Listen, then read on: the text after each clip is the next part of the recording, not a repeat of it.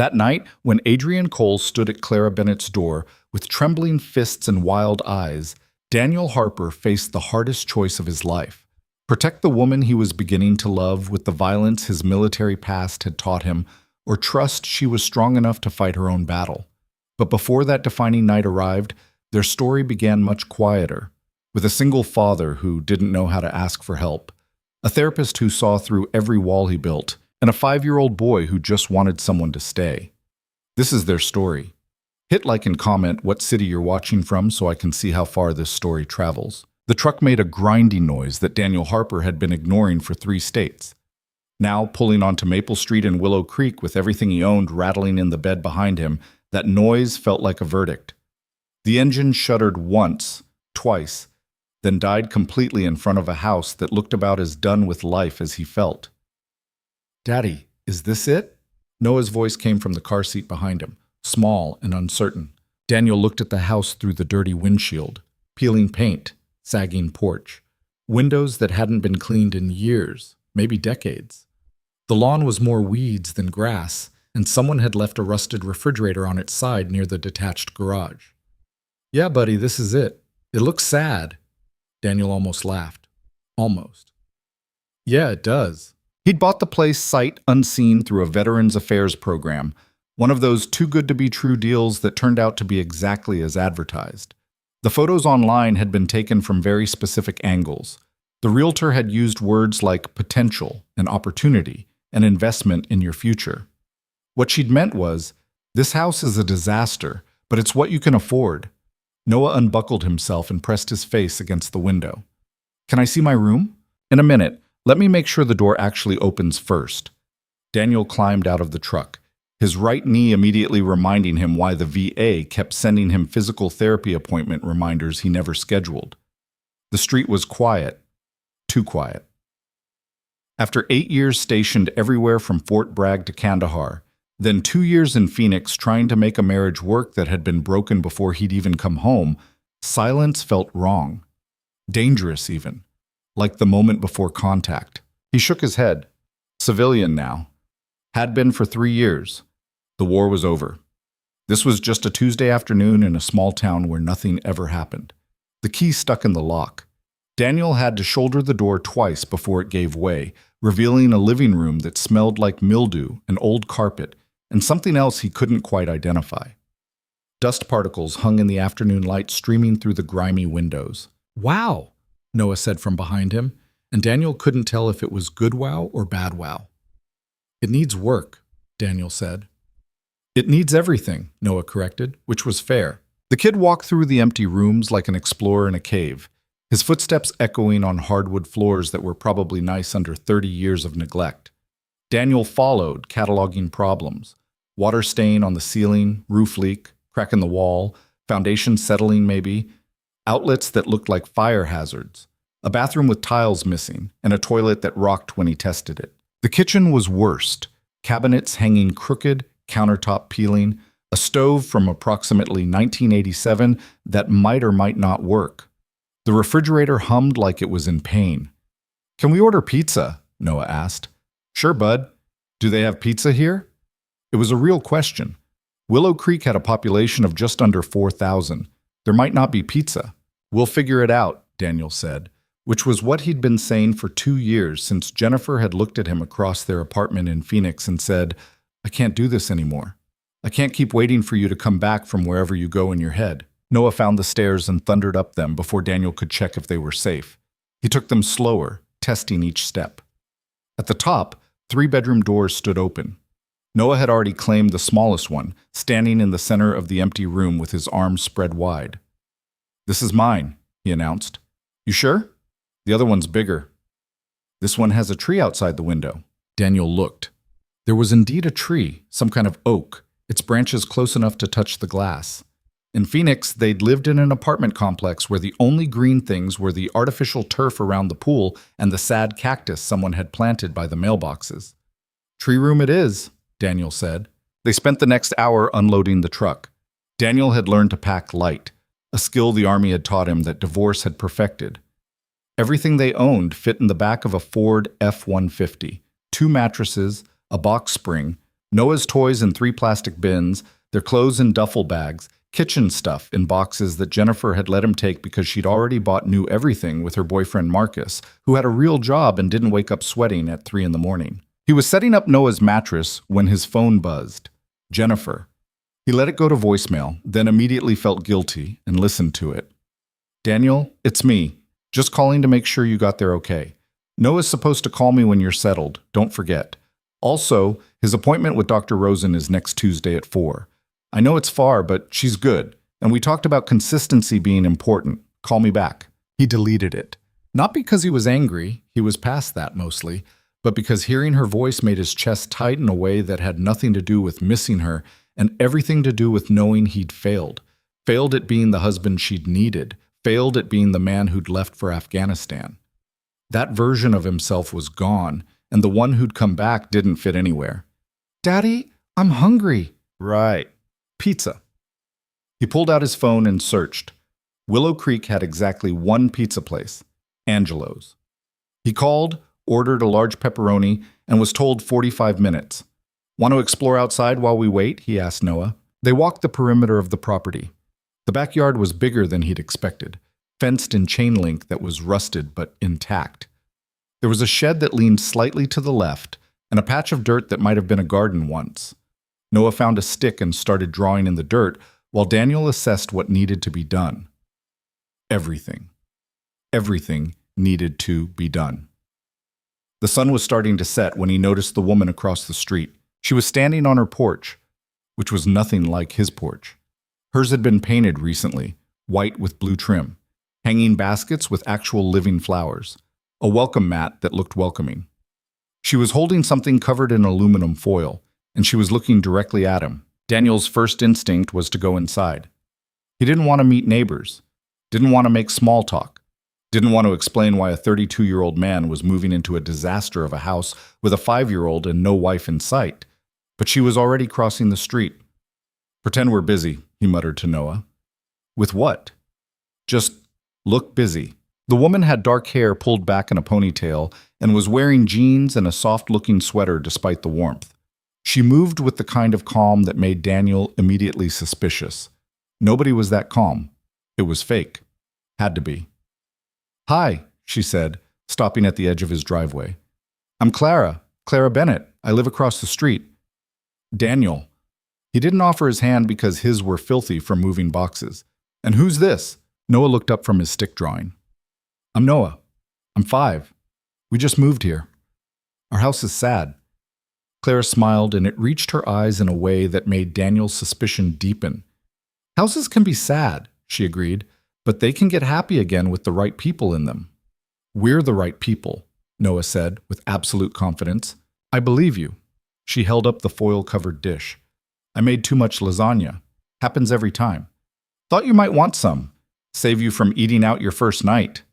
Daniel stared at the lasagna. When was the last time someone had cooked for him? Actually cooked, not reheated something frozen or picked up takeout? You didn't have to do that, he said. I know. I wanted to. There was something in the way she said it, simple, direct, no ulterior motive in her voice, that made him take the dish. It was still warm. Thank you, he managed. You're welcome. She looked at the house and he braced for judgment, but her expression stayed neutral.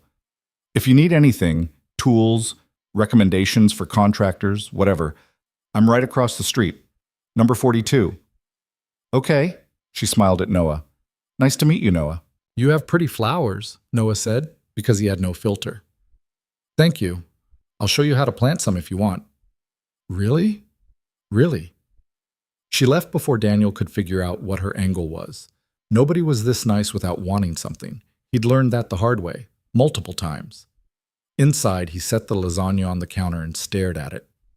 Can we eat that instead of pizza? Noah asked. Pizza's already ordered. But she made it for us. That's nicer. The kid had a point. Daniel called Angelo's and canceled the order, then found 2 plates that weren't too dirty and served up the lasagna. It was good. Really good. Homemade pasta, actual meat sauce, cheese that stretched when you pulled it. The kind of food that came from someone who knew what they were doing in a kitchen. They ate sitting on the floor of the living room because they didn't have furniture yet. The table and chairs were coming tomorrow, along with the couch he'd bought third hand from someone on Facebook Marketplace. I like it here, Noah said, tomato sauce on his chin. Yeah? It's quiet. Phoenix was loud. That was true. Their apartment had been near the airport. Jennifer had hated it. Marcus's place was in Scottsdale, where everything was quiet and expensive and perfect. You miss Phoenix? Daniel asked, even though he wasn't sure he wanted the answer. Noah thought about it. I miss Mommy. You'll see her soon. She's coming to visit in 2 weeks, remember? I know. Noah pushed pasta around his plate. Daddy? Yeah, bud? Are we staying here? Like, staying? Daniel looked at his son. Really looked at him. 5 years old, still baby-faced with Jennifer's eyes and Daniel's stubborn chin. He'd been dragged through a divorce he didn't understand, moved across 3 states, and was sitting on the floor of a broken house eating lasagna off plates they'd bought at Target. Yeah, Daniel said. We're staying. Promise? Promise. Noah smiled, satisfied, and went back to eating. Daniel wished he felt as certain as he'd just sounded. That night, after Noah was asleep in his tree room on a mattress on the floor, Daniel sat on the back porch and looked at the stars. There were more here than in Phoenix, more than anywhere he'd been in years. The silence pressed in from all sides, and his hand shook slightly when he raised his water bottle to drink. He thought about Clara Bennett and her perfect porch and her lasagna, about the way she'd looked at his disaster of a house and hadn't flinched, about her offer to help, made like it was the most natural thing in the world. Nobody was that nice, but the lasagna had been real. The warmth in her voice when she'd talked to Noah had been real. Maybe, Daniel thought, some things were exactly what they appeared to be. His phone buzzed. Jennifer again. He should call her back, should let her talk to Noah, should be better about co-parenting. Instead, he turned the phone off and sat in the dark, listening to the nothing, waiting for his hands to stop shaking. The next morning started with Noah jumping on Daniel's mattress at 6:15, which was actually sleeping in compared to their Phoenix schedule. There's a cat, Noah announced. Outside, an orange cat. Daniel groaned and pulled the pillow over his face. Great. Can we keep it? No. Why not? Because it probably belongs to someone. What if it doesn't? Then it's a smart cat who's learned to work the neighborhood for food. Noah considered this. Can I give it breakfast? We don't have cat food. Can I give it my breakfast? Daniel sat up, knowing he'd already lost this argument. Fine, but don't get too attached. They didn't have much for breakfast. Cereal Noah had insisted on buying, milk that Daniel had grabbed from a gas station on the way into town yesterday, some bananas that were getting too ripe. Noah took a handful of cereal outside, and Daniel followed with his coffee, watching his son kneel in the overgrown grass and hold out his hand to a massive orange tabby that looked like it had never missed a meal in its life. The cat accepted the offering with the dignity of royalty, then proceeded to rub against Noah's legs, purring loud enough for Daniel to hear from the porch. I think he likes me, Noah said. I think he likes food. Can we name him? We're not naming something we're not keeping. What about just for now? Daniel sighed. Sure, just for now. Sergeant Whiskers, Noah declared immediately. That's a terrible name. You said I could pick. The cat, Sergeant Whiskers apparently, followed Noah around the yard for the next 20 minutes while Daniel tried to figure out what to tackle first. The list was overwhelming. Roof, foundation, plumbing, electrical, cosmetic, everything. He had his GI Bill money, some savings, and a job starting Monday at a construction company that had been willing to take a chance on a veteran with a spotty work history. His phone rang, actually rang, not just buzzed. He didn't recognize the number but answered anyway. Is this Daniel Harper? A woman's voice, professional. Yeah. This is Monica Reeves from Willow Creek Elementary. I have Noah Harper registered to start on Monday, but we're missing his immunization records and his previous school transcripts. Shit. He'd meant to handle that. I can get those to you, he said. Sorry, we just moved in yesterday. No problem. We just need them before he can start class. Also, I see here he's been seeing a therapist. We'll need a release form if you want us to coordinate with her. Dr. Rosen's in Phoenix. I don't know if we're continuing that here. There was a pause. Mr. Harper, Continuity of care is really important for children who've experienced family transitions. I'm sure Dr. Rosen would recommend finding someone local. Right, yeah, I'll look into it. Great. See you Monday. Looking forward to meeting Noah. She hung up, and Daniel added find Noah a therapist to the mental list of things he was already failing at. Jennifer had set up the sessions with Dr. Rosen after Noah had stopped talking for 2 weeks following the separation. The kid had eventually started talking again, but Jennifer insisted the therapy was helping. Daniel had sat in on one session and spent the entire hour feeling like he was the problem being diagnosed. "Daddy," Noah called. "Sergeant Whiskers wants to see inside." Sergeant Whiskers is not coming inside. But he's lonely. He's a cat. He's fine. Daniel went back into the house and started making a real list. Immediate problems versus eventual problems. The roof was immediate. So was the electrical situation in the kitchen. The bathroom tile was eventual. The carpet could wait. A knock on the door interrupted him. Clara Bennett stood on his porch holding a toolbox and wearing the same calm expression from yesterday. "Morning," she said. "I saw the moving truck yesterday and thought you might need to borrow some tools." Daniel looked at the toolbox, then at her. "Why would you think that?" "Because you just moved, and usually people don't pack their entire workshop when they relocate." "Fair point. I don't need charity," he said, which came out harsher than he'd intended. Her expression didn't change. "It's not charity. It's neighbors helping neighbors. You do the same for me." "You don't know that." "Yes, I do." The certainty in her voice threw him. She set the toolbox down on the porch. "Hammer, screwdrivers, pliers, wrench set, level, tape measure," she said. "Return them whenever, or don't. They're extras." She turned to leave, and Daniel heard himself say, "Thank you." She looked back, and that smile appeared again, the one that seemed genuine in a way that made him uncomfortable. "You're welcome. Also, that orange cat isn't a stray. He's mine. His name is actually Marmalade, but Sergeant Whiskers works too." She left before he could respond. Daniel picked up the toolbox and carried it inside, setting it on the counter next to where the lasagna dish still sat, washed but not yet returned. Through the window, he could see Noah rolling in the grass with Marmalade, laughing in a way he hadn't laughed in months. Maybe Willow Creek wouldn't be so bad. The furniture arrived around noon. Table, chairs, couch, dresser for Noah's room. Daniel spent 2 hours assembling everything while Noah helped by handing him wrong-size screws and providing commentary. "This doesn't look like the picture," Noah observed when the table was finally upright. "It looks fine. It's wobbly." It was wobbly, but Daniel tightened the legs again, then gave up and shoved a folded piece of cardboard under one foot. "There, fixed. That's cheating. That's problem solving." They christened the table with peanut butter and jelly sandwiches, sitting in actual chairs for the first time since Phoenix. Noah swung his legs, not quite able to reach the floor, and talked about Sergeant Whiskers and his new room and whether his new school would have a playground. "Probably," Daniel said. "A big one?" "I don't know, bud. We'll see Monday." "Are you nervous?" Noah asked suddenly. "About what?" "Starting over." The question hit Daniel sideways. 5 years old, and the kid could already see right through him. "Yeah," he admitted. "A little." "Me too," Noah said. "But maybe it'll be good." "Maybe." "Clara seems nice." "She does." "Maybe we can be friends with her." Daniel didn't know how to explain that he didn't know how to be friends with anyone anymore, that every person felt like a potential threat, every conversation like a minefield, that even sitting here in his own kitchen, eating lunch with his son, part of his brain was cataloging exits and running threat assessments on a street so quiet the biggest danger was probably deer. "Maybe," he said instead. That afternoon, he tackled the porch railing, which was loose enough to be actually dangerous.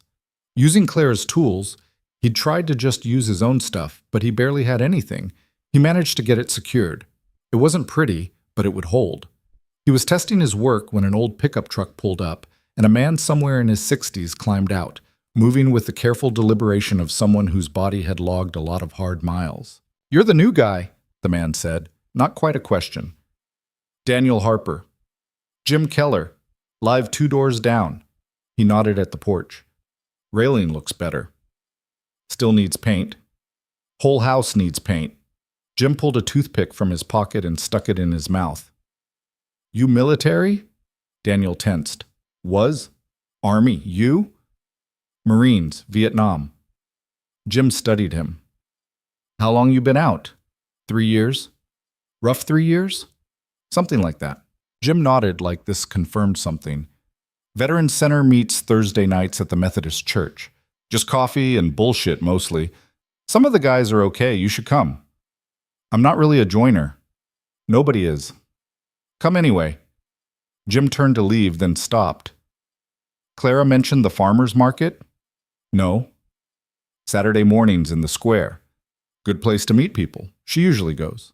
There was something knowing in the way he said it that made Daniel want to deny interest he hadn't even expressed, but Jim was already climbing back into his truck.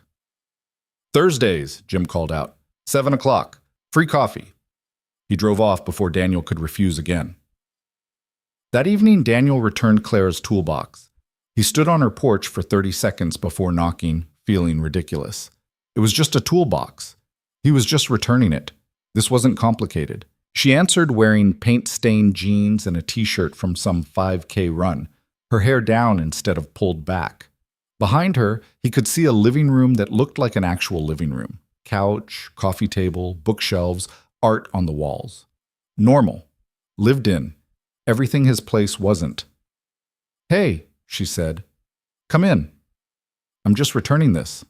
He held out the toolbox. You could still come in. He didn't want to. Didn't want to see more of her put-together life. Didn't want to make small talk. But he found himself stepping inside anyway, because refusing would have been rude, and Jennifer had accused him of a lot of things, but never rudeness. Noah's not with you? Clara asked. He's watching TV. I can see the house from here. Okay. She took the toolbox and set it aside. Want coffee? I just made some. It's 6:30. And? Who drinks coffee at 6:30 at night? People who like coffee. She was already pouring 2 cups. Cream? Sugar? Black. Of course you take it black. He didn't know what that meant, but accepted the cup anyway. The coffee was good, better than the gas station stuff he'd been drinking. Clara settled on the couch and gestured to the chair across from her. After a moment's hesitation, Daniel sat, perched on the edge like he might need to bolt. So, Clara said. Willow Creek. What do you think so far? Small. Definitely small. That's why I moved here. From where? Boston. I grew up there, worked there, thought I'd die there. She sipped her coffee. Then I didn't want to die there anymore, so I left. It was said lightly, but Daniel heard something underneath it. Something familiar. What do you do? He asked. I'm a therapist. I work at the community health center 3 days a week and see private clients the other 2. Of course she was a therapist. Of course. You're judging me, Clara said, amused. I'm not. You are. It's fine. Most people either love therapists or think we're all quacks trying to get into their heads. I don't think you're a quack. But you don't love therapists. He didn't answer, which was answer enough. Clara smiled. Noah's seen Dr. Rosen in Phoenix, right? Daniel's head snapped up. How did you... You mentioned it yesterday when you were on the phone. I wasn't eavesdropping. I was bringing in my mail. He must have been on the porch when Jennifer called. Careless. We're probably not continuing, he said. Why not? Because it's a 4-hour drive. There are good therapists here. I'm sure there are. Clara studied him over her coffee cup, and he had the uncomfortable sensation of being read like a book he didn't want opened. You don't have to do this alone, she said quietly. Do what? Any of it. Raising Noah, fixing the house, starting over, whatever you're carrying that makes you look like you're ready to run at any second. Daniel stood. I should go. Daniel. Thanks for the coffee. He was out the door before she could say anything else, crossing the street with his heart hammering in a way that had nothing to do with physical danger and everything to do with being seen, actually seen. Back home, Noah was still glued to the TV, watching some cartoon about talking dogs. Daniel stood in the doorway, watching his son, trying to steady his breathing. You okay, Daddy? Noah asked without looking away from the screen. Yeah, bud, I'm good. It was a lie, but it was the kind of lie parents told children to keep them from worrying. Daniel had gotten good at those kinds of lies. That night, after Noah was asleep, Daniel sat in the dark living room and thought about Clara's words. You don't have to do this alone. But he did. That was the whole point. He'd failed at marriage, struggled with civilian life, nearly lost his son to his own inability to function like a normal person. The only way forward was to prove he could handle it, all of it, by himself. Across the street, Clara's lights were still on. He could see her moving past the windows, cleaning up from dinner, living her calm, put-together life. Daniel turned away and went to bed, but sleep was a long time coming. Monday arrived with all the enthusiasm of a dental appointment. Daniel got Noah ready for his first day of school, making sure he had his backpack, his lunch, his folder with all the paperwork Monica Reeves had requested. The kid was nervous. Daniel could tell by the way he kept talking nonstop about nothing. What if nobody likes me? What if the teacher is mean? What if I get lost? It's a big school, right? How big? Phoenix School was big. I got lost once, remember? But Mom found me. Will you be there if I get lost? I'll be there, Daniel said. Right outside, waiting. Promise? Promise. The school was a 10-minute drive, a brick building that probably hadn't changed since the 70s.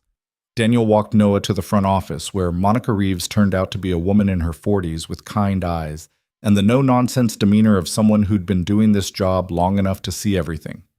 Noah, she said warmly, we've been waiting for you. I'm Mrs. Reeves. Noah hid behind Daniel's leg.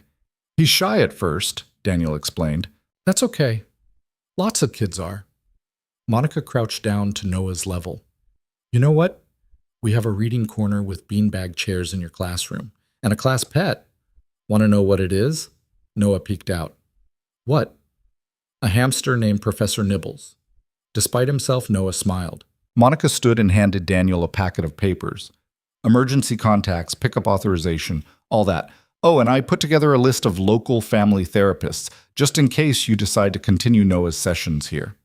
She handed him a second sheet, and Daniel took it reflexively, shoving it in his pocket. Come on, Noah, Monica said, holding out her hand. Let's go meet Professor Nibbles. Noah looked at Daniel, uncertain. Go ahead, bud. I'll be right here when school's out. You promise? I promise. Noah took Monica's hand and let himself be led down the hallway. At the last moment, he turned back and waved. Daniel waved back, watching until his son disappeared into a classroom. Then he stood in the empty hallway, feeling like he'd just dropped off a piece of his heart to be watched by strangers. His job started at 8. He was going to be late. The construction site was on the edge of town, a new housing development going up where farmland used to be. Daniel's boss was a guy named Rick Paulson, mid-50s, who'd taken one look at Daniel's resume, seen Army engineer, and hired him on the spot. You're on framing today, Rick said, handing Daniel a tool belt. You know framing? Yeah.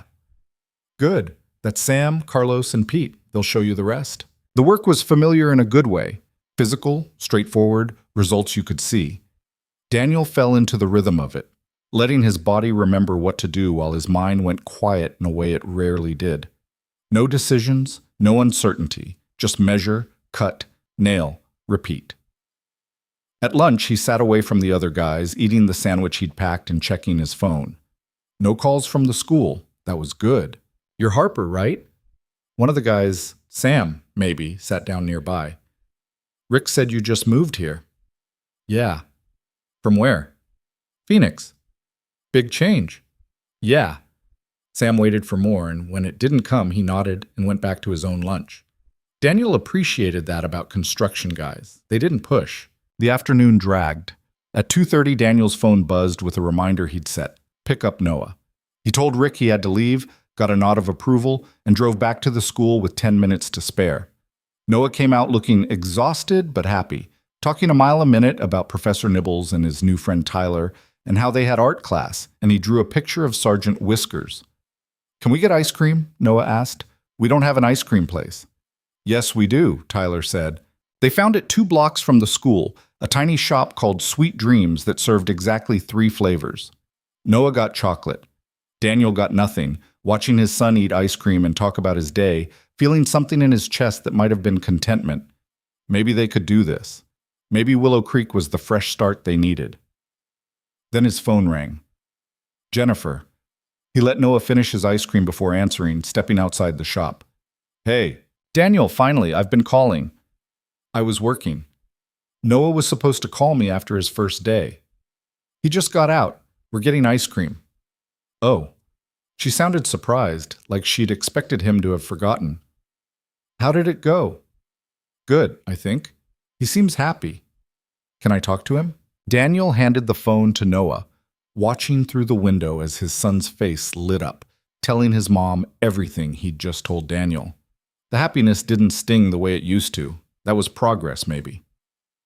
When Noah was done, Daniel took the phone back. He sounds good, Jennifer said, and there was relief in her voice. I was worried. About what? About everything. This move. You. Whether you're really ready for full custody. And there it was. The doubt. The assumption that he'd fail. We're fine, Daniel said flatly. Daniel, I'm not trying to... We're fine. I'll have him call you tomorrow. He hung up before she could respond, immediately feeling guilty, but not guilty enough to call back. That evening, he made spaghetti, one of 5 meals he could cook reliably, and they ate at their wobbly table while Noah told him, again, about Professor Nibbles. Can we get a hamster? Noah asked. We have a cat, sort of. That's not our cat. That's Clara's cat. Exactly. After dinner, Daniel washed dishes while Noah did homework, a worksheet about shapes that seemed too easy, but whatever. Through the window, he could see Clara's house. Her lights were on. She was home. He should return the lasagna dish. He'd washed it days ago. It was just sitting on the counter. But returning it would mean talking to her, and he wasn't ready for more questions, more seeing, more of her calm certainty that he could handle things he wasn't sure he could handle. Daddy? Noah appeared at his elbow. Can I go say hi to Sergeant Whiskers? It's almost bedtime. Please? Just for a minute? Daniel dried his hands and followed Noah outside. Marmalade was, predictably, lounging on Clara's porch. Noah ran over, and the cat accepted his affections with regal patience. The door opened, and Clara stepped out. Evening, she said. Sorry. He's obsessed with your cat. It's fine. Marmalade loves the attention. She sat on the porch steps, watching Noah. How was his first day? Good. He made a friend. That's great. They stood in silence for a moment, and it wasn't as uncomfortable as Daniel expected.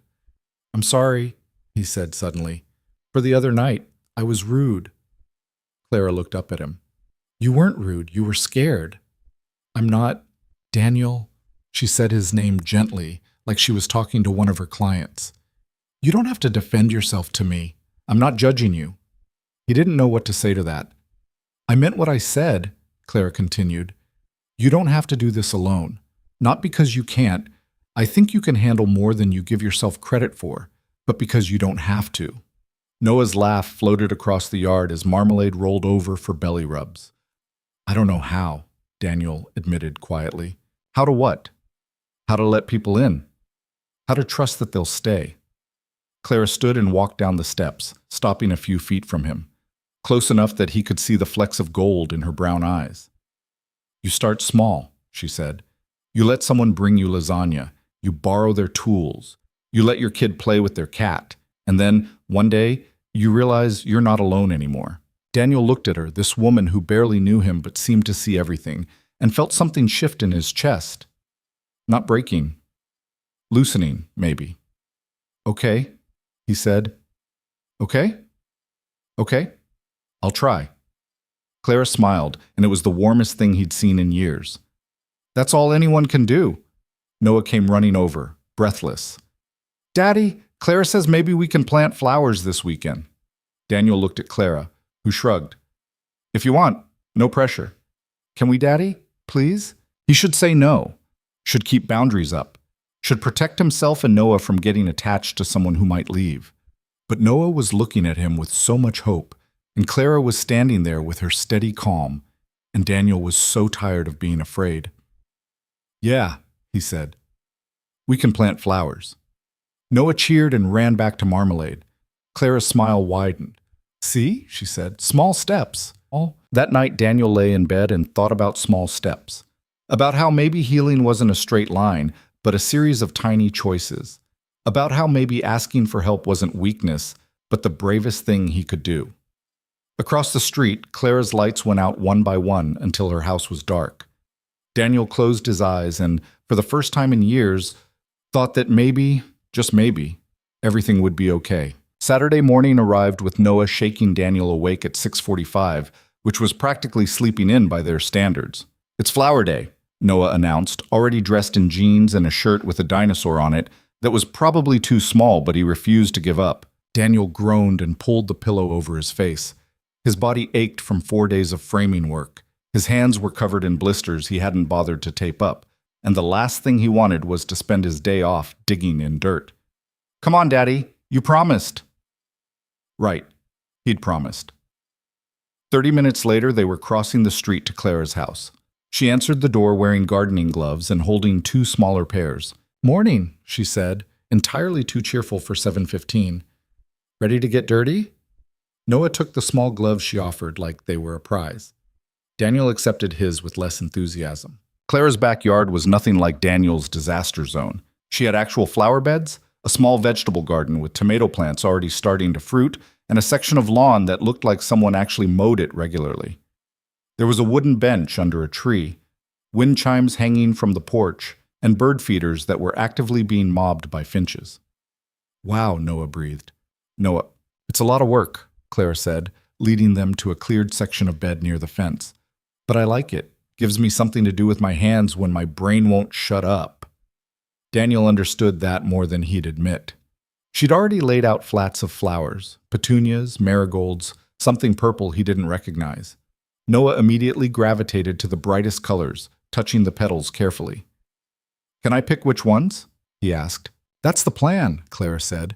"You pick. I'll show you how to plant them, and your dad can dig the holes." "Why do I get hole duty?" Daniel asked. "Because you look like someone who's good at digging holes." There was no judgment in it, just observation. But it still made Daniel aware of how he must appear, rough around the edges, all hard angles, and barely contained tension. They worked for an hour, Noah chattering nonstop about which flowers would be friends with which other flowers, why purple and yellow looked good together, whether the flowers would miss their old homes. Clara answered every question seriously, never talking down to him, and Daniel found himself relaxing despite himself. "Your turn to pick some," Clara said, nudging a flat of red and white flowers toward Daniel. "I don't know anything about flowers." "You don't have to. Just pick ones that feel right." Daniel stared at the flowers like they were a tactical problem. Finally, he pointed to a simple white one. "Those. Petunias, good choice. They're hardy, take a lot of neglect, and keep blooming anyway." He didn't miss the metaphor, but didn't comment on it either. By 9 o'clock, they'd filled half the bed. Noah's hands were covered in dirt, his face was smudged, and he was happier than Daniel had seen him in months. When Clara suggested they take a break, Noah immediately sprawled in the grass next to Marmalade, who'd been supervising from the shade. Clara handed Daniel a bottle of water and sat on the porch steps. He stayed standing, drinking half the bottle in one go. "You're good with him," Clara said, watching Noah. "I try." "No, I mean it. A lot of single parents overcompensate or check out. You're present. Doesn't always feel like enough." "It is, though." She tilted her head, studying him. "Can I ask you something?" Daniel tensed. "Depends." "What made you choose Willow Creek, of all the places you could have gone?" He could have lied. Could have said it was random, just a cheap house in a quiet town. But something about the way she asked, genuinely curious, not probing, made him tell the truth. "I needed somewhere that wasn't Phoenix, wasn't anywhere Jennifer and I had been. Somewhere I could try to be better than the version of myself I'd turned into." "And is it working?" "Ask me in 6 months." Clara smiled. "Fair enough." Noah sat up suddenly. "Can we go to the farmer's market? Tyler said they have really good donuts." Clara checked her watch. "It's probably just getting started. You two want to walk over?" Daniel's first instinct was to decline, but Noah was already on his feet, looking hopeful. And honestly, what else were they going to do? Go back to their house and stare at the list of repairs he couldn't afford yet? "Sure," he said. "Why not?" The farmer's market took up the entire town square, which wasn't huge but felt festive in a way Daniel hadn't experienced in years. White tents lined the perimeter, vendors selling everything from produce to handmade soap to wooden toys. A string quartet played under a gazebo, and the whole thing smelled like fresh bread and coffee. Noah grabbed Daniel's hand immediately, overwhelmed by the crowd. Clara walked beside them, greeting what seemed like half the town. Everyone knew her. Everyone wanted to stop and chat. "Clara, haven't seen you in weeks. How's your mom doing?" "Much better, thanks for asking." "Clara, we still on for book club Tuesday?" "Wouldn't miss it." "Hey, Clara, this the new neighbor Jim was telling everyone about?" That one made Daniel's shoulders tighten. He didn't like being talked about. Clara just smiled. "This is Daniel and his son Noah. They moved in across from me." The woman, 60-something, wearing a tie-dye shirt, extended her hand. "Margot, I run the coffee shop on Main. You come by sometime, first cup's on me." Daniel shook her hand because refusing would have been weird. "Thanks." They moved through the market slowly, Noah stopping at every tent that caught his interest. He wanted to touch everything, ask about everything, and Daniel found himself doing mental math on what they could actually afford. Not much. The job paid okay, but between rent, utilities, groceries, and the child support, he was still paying to Jennifer. Until the custody arrangement finalized, there wasn't a lot left over for farmers' market prices. "Daddy, look!" Noah pulled him toward a tent selling wooden toys. There was a train set, hand-carved, beautiful. The kind of thing Daniel would have bought without thinking before the divorce. "It's cool, bud. Can we get it?" "Not today."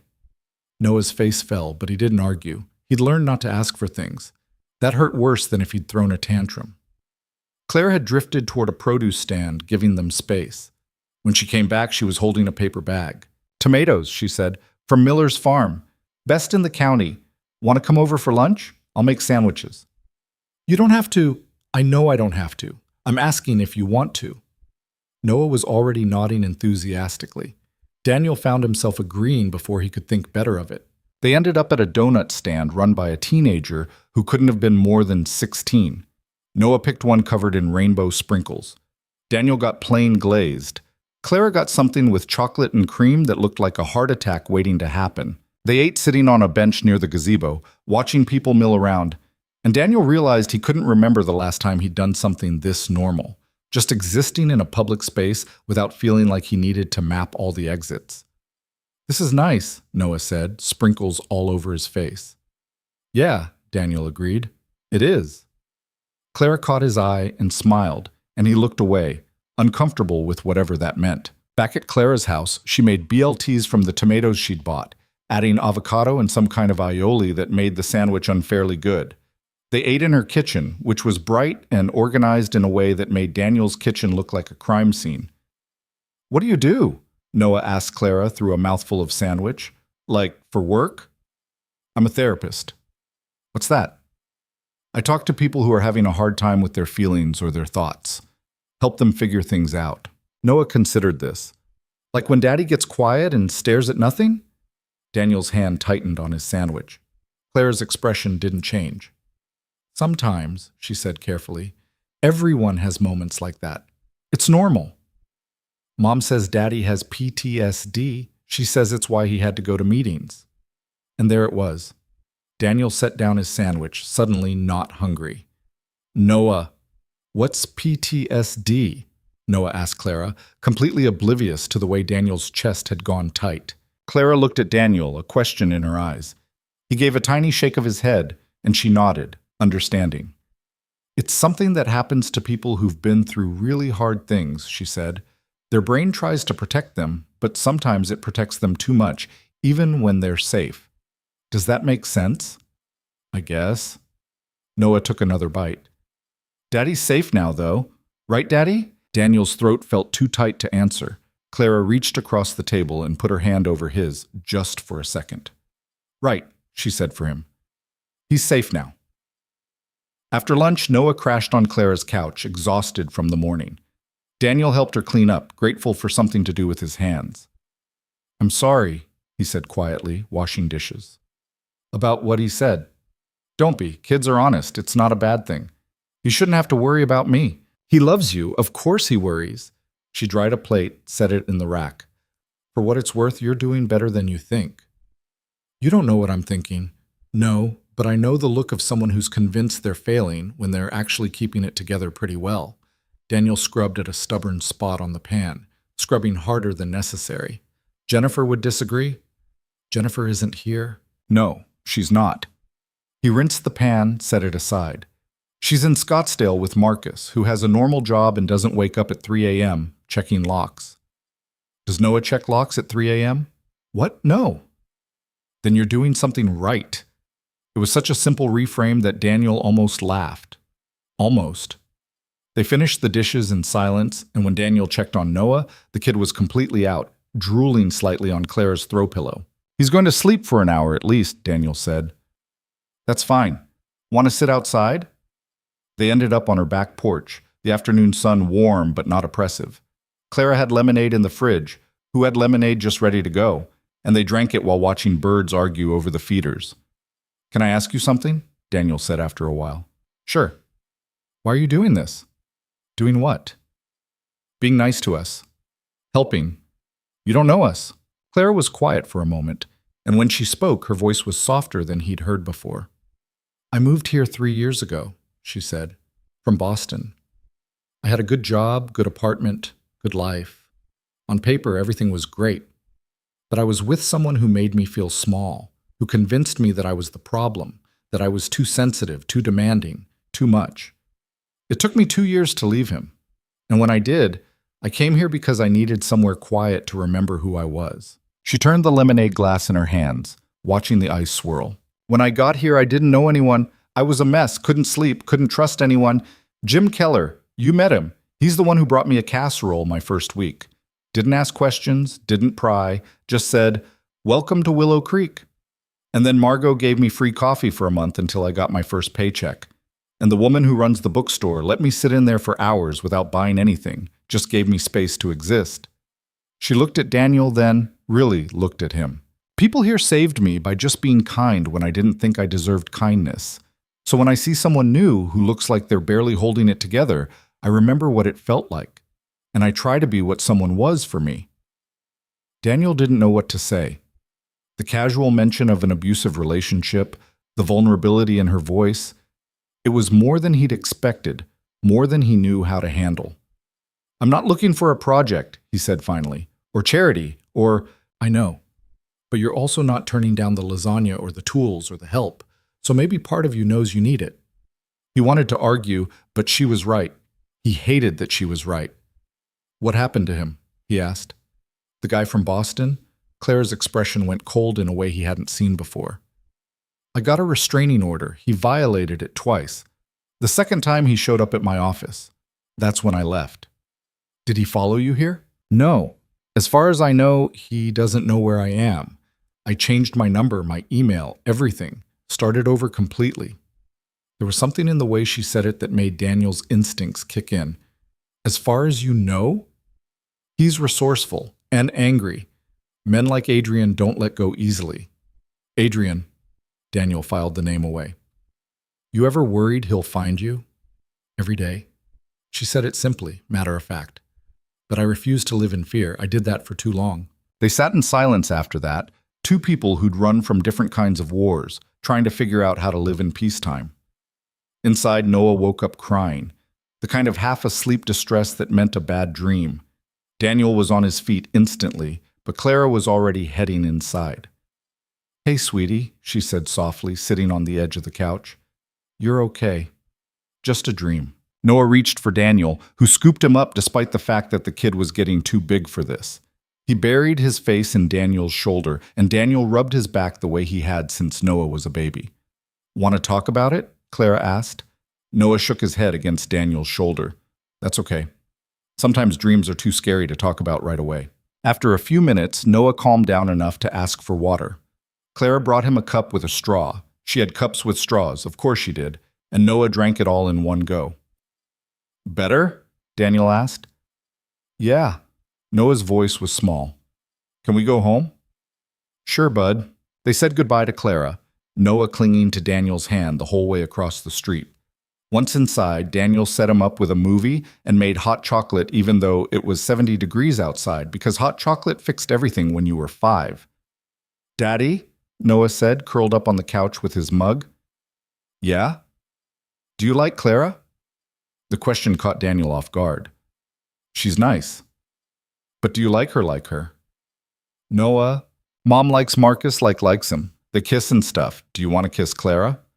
Daniel rubbed his face, wondering how he'd ended up having this conversation. It's not that simple, bud. Why not? Because grown-up feelings are complicated. That's what Mom always says. Noah sipped his hot chocolate, leaving a foam mustache. I think Clara likes you. She smiles different when you're around. You're 5. You don't know about this stuff. I know lots of stuff. Tyler's parents got divorced too. His mom has a boyfriend now. Tyler says it's okay as long as the boyfriend is nice. Is Clara nice? Very nice. Then it's okay if you like her. If only it were that simple. Daniel sat next to Noah, pulled him close, and they watched the movie without talking. But his mind was elsewhere, thinking about Clara's smile, the weight of her hand on his for that brief moment, the way she'd understood without him having to explain. He couldn't afford to like her, couldn't afford to let anyone that close. Every person he'd let in had either left or been hurt by his inability to be whole. But maybe, a small voice whispered, maybe Clara was different. Maybe she understood broken in a way others didn't. He shut down the thought immediately. Hope was dangerous. Hope led to disappointment. That night, after Noah was in bed, Daniel's phone rang. Not Jennifer this time, a number he didn't recognize. Hello? Daniel Harper? A man's voice, official sounding. Yeah. This is Officer Mike Torres with Willow Creek PD. Sorry to bother you, but we got a call about a disturbance at 127 Maple Street. That your address? Daniel's blood went cold. What kind of disturbance? Someone reported seeing a man in your backyard about an hour ago. Might be nothing, but we wanted to check it out. You home? Yeah, I'm home. I didn't see anyone. Mind if I swing by, just to be safe? 10 minutes later, a patrol car pulled up. Officer Torres was younger than Daniel expected, maybe late 20s, with the careful friendliness of someone who'd been trained to de-escalate. Mr. Harper, thanks for your time. Mind if I take a look around back? They walked the perimeter together, Torres shining his flashlight into corners while Daniel's brain ran through threat assessments he thought he'd left behind. The fence was intact, no obvious signs of entry, nothing out of place. Probably just someone cutting through, Torres said. Happens sometimes, kids mostly. But given you're new, wanted to make sure. Appreciate it. Torres handed him a card. Anything else weird happens, give me a call. Better safe than sorry. After he left, Daniel checked every lock twice, then checked Noah's window, then checked the locks again.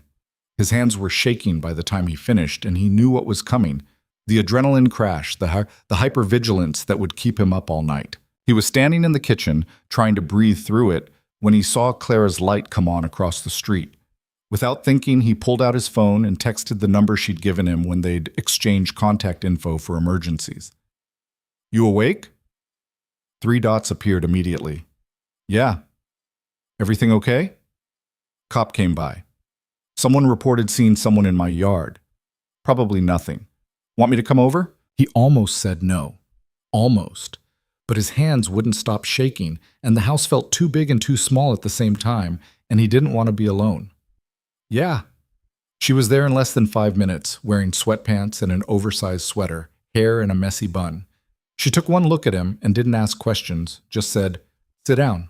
He sat at the kitchen table while she made tea. She'd brought tea bags with her, somehow knowing he wouldn't have any. And when she set the cup in front of him, the warmth of it helped ground him. Talk to me, she said.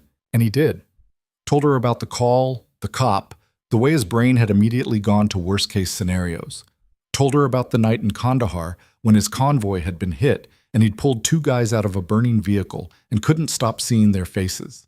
Told her about coming home and trying to fit back into a life that didn't fit anymore, a marriage that had been held together by deployment schedules and hope.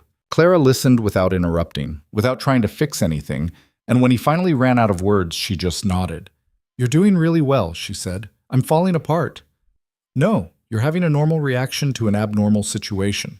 Your brain is trying to protect you. It's doing its job, just a little too enthusiastically.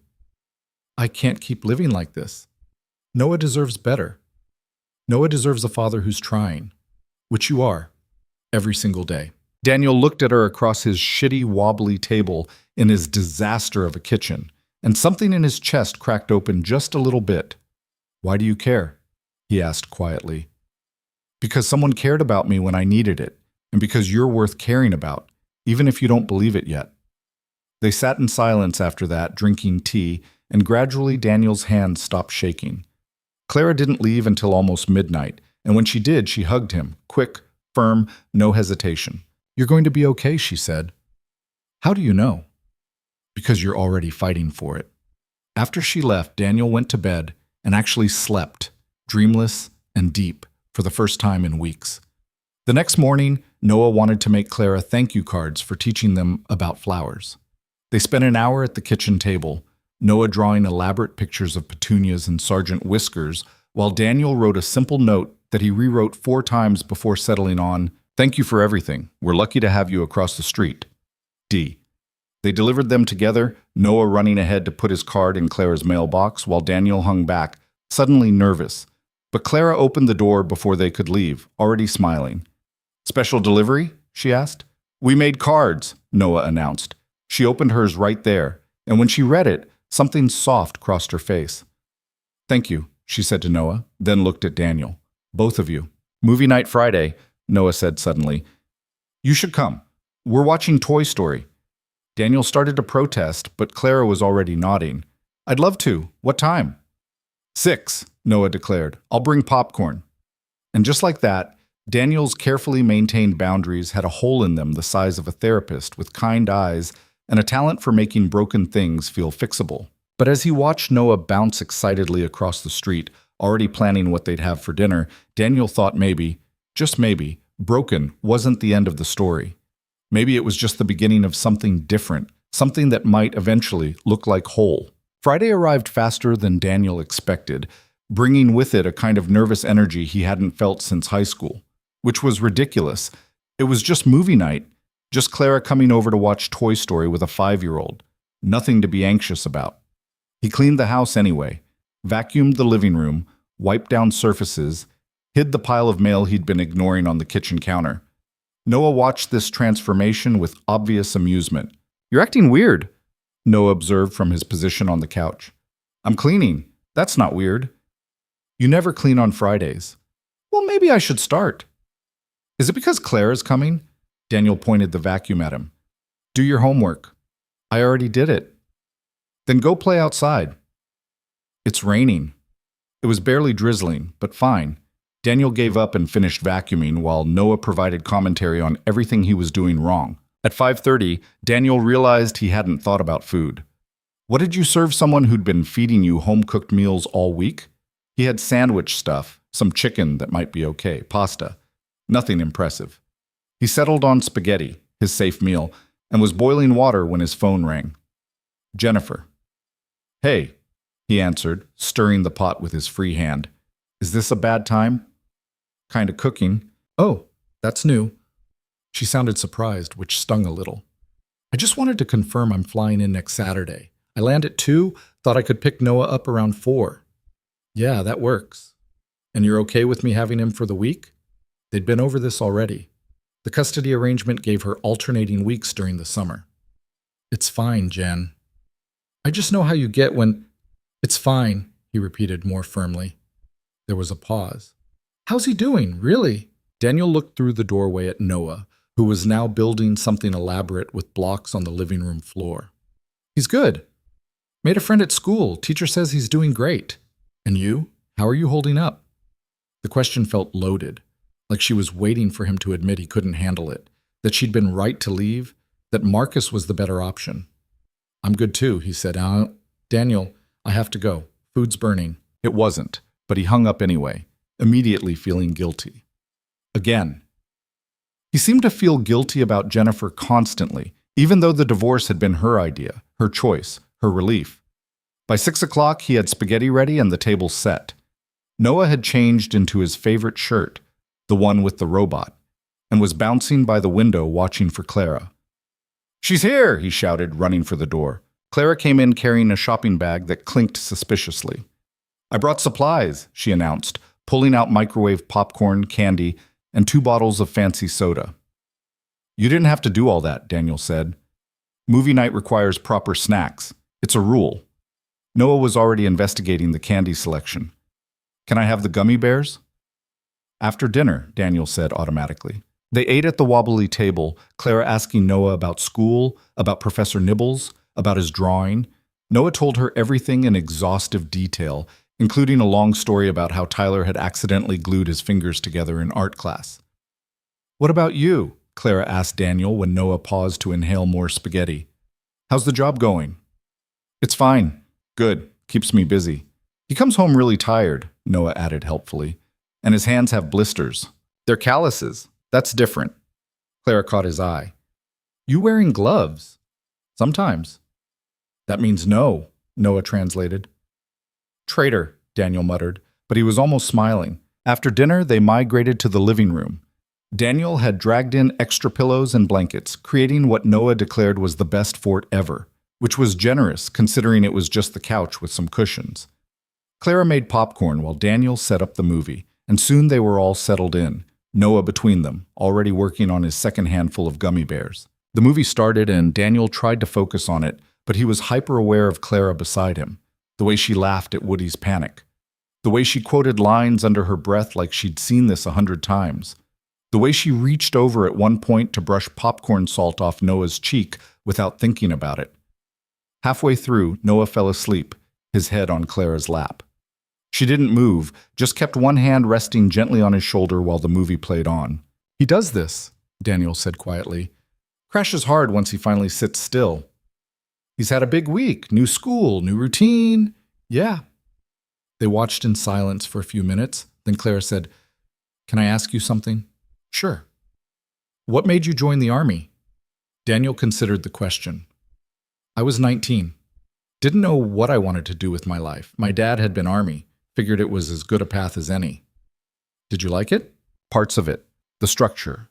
Knowing what was expected. Having a mission. He paused. Then I deployed, and it got complicated.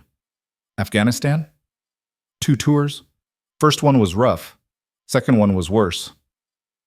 He didn't usually talk about this, but something about the dim room and the movie playing and Clara's patient silence made it easier. I was good at my job. Really good. Which meant they kept sending me out. And every time I came back a little less of whoever I'd been before. When did you meet Jennifer? Between deployments. She was a friend of a friend. We dated for like 3 months before I shipped out again. Got married right before my second tour because it seemed like the thing to do. Give her the benefits, in case something happened.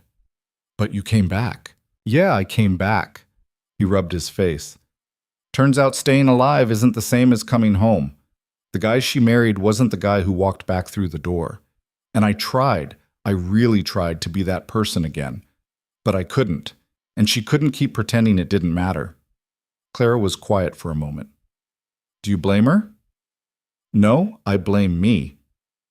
Daniel, I should have been able to adjust. Should have been able to turn it off. Other guys do it. They come home and go back to normal lives. I just couldn't figure out how. There's no should in trauma. Everyone processes it differently. You sound like my VA counselor. Maybe your VA counselor has a point. On screen, Woody and Buzz were reconciling, their friendship repaired. Noah stirred slightly but didn't wake. What about you? Daniel asked. You said you left Boston because of your ex. What was that like? Clara's expression shifted, something guarded moving into place. It was slow. That's the thing people don't get about that kind of relationship. It doesn't start with violence. It starts with small criticisms.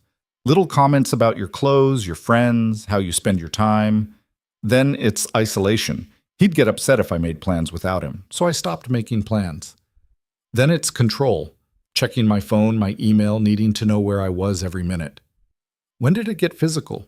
About a year in. He shoved me during an argument, apologized immediately, said he'd never do it again, bought me flowers. I believed him because I wanted to believe him, because I'd already invested so much, because leaving felt harder than staying. But you left, eventually, after it happened enough times that I couldn't pretend anymore, after he put me in the hospital and I had to lie to the nurses about how I got the bruises. Her voice was steady, clinical almost, but Daniel could hear the effort it took. I got a restraining order. He violated it. I got a better lawyer, moved to a domestic violence shelter for 3 months while I figured out my exit plan. And then I left. Changed everything. Name, number, job, city. Started over completely. He ever try to find you? Not that I know of, but Adrian's patient and angry. That combination scares me more than the violence did. Daniel understood that. The waiting for the other shoe to drop. The looking over your shoulder. The way safety always felt temporary. You ever think about getting a gun? He asked. I don't trust myself with one. When I'm scared, I don't think clearly. I'd be more likely to hurt myself than him. I could teach you. Basic safety, how to handle one properly. Clara looked at him. You have a gun? In a safe upstairs. Unloaded. Locked. Noah doesn't know about it. Why do you have it? Because I know what people are capable of, and I know I can't protect everything with my bare hands. She didn't respond right away, and Daniel worried he'd said too much, revealed too much of the paranoia that Jennifer had hated. But Clara just nodded slowly. Maybe, she said. Let me think about it. The movie ended with Andy giving his toys to Bonnie, and Noah woke up just in time to see the final scene. He rubbed his eyes, disoriented. Did I miss the ending? Just the last few minutes, Clara said. But you've seen it before, right? Like 1,000,000 times. Daniel stood, stretching. All right, bud, time for bed. But Clara's still here, and Clara needs to go home. It's late.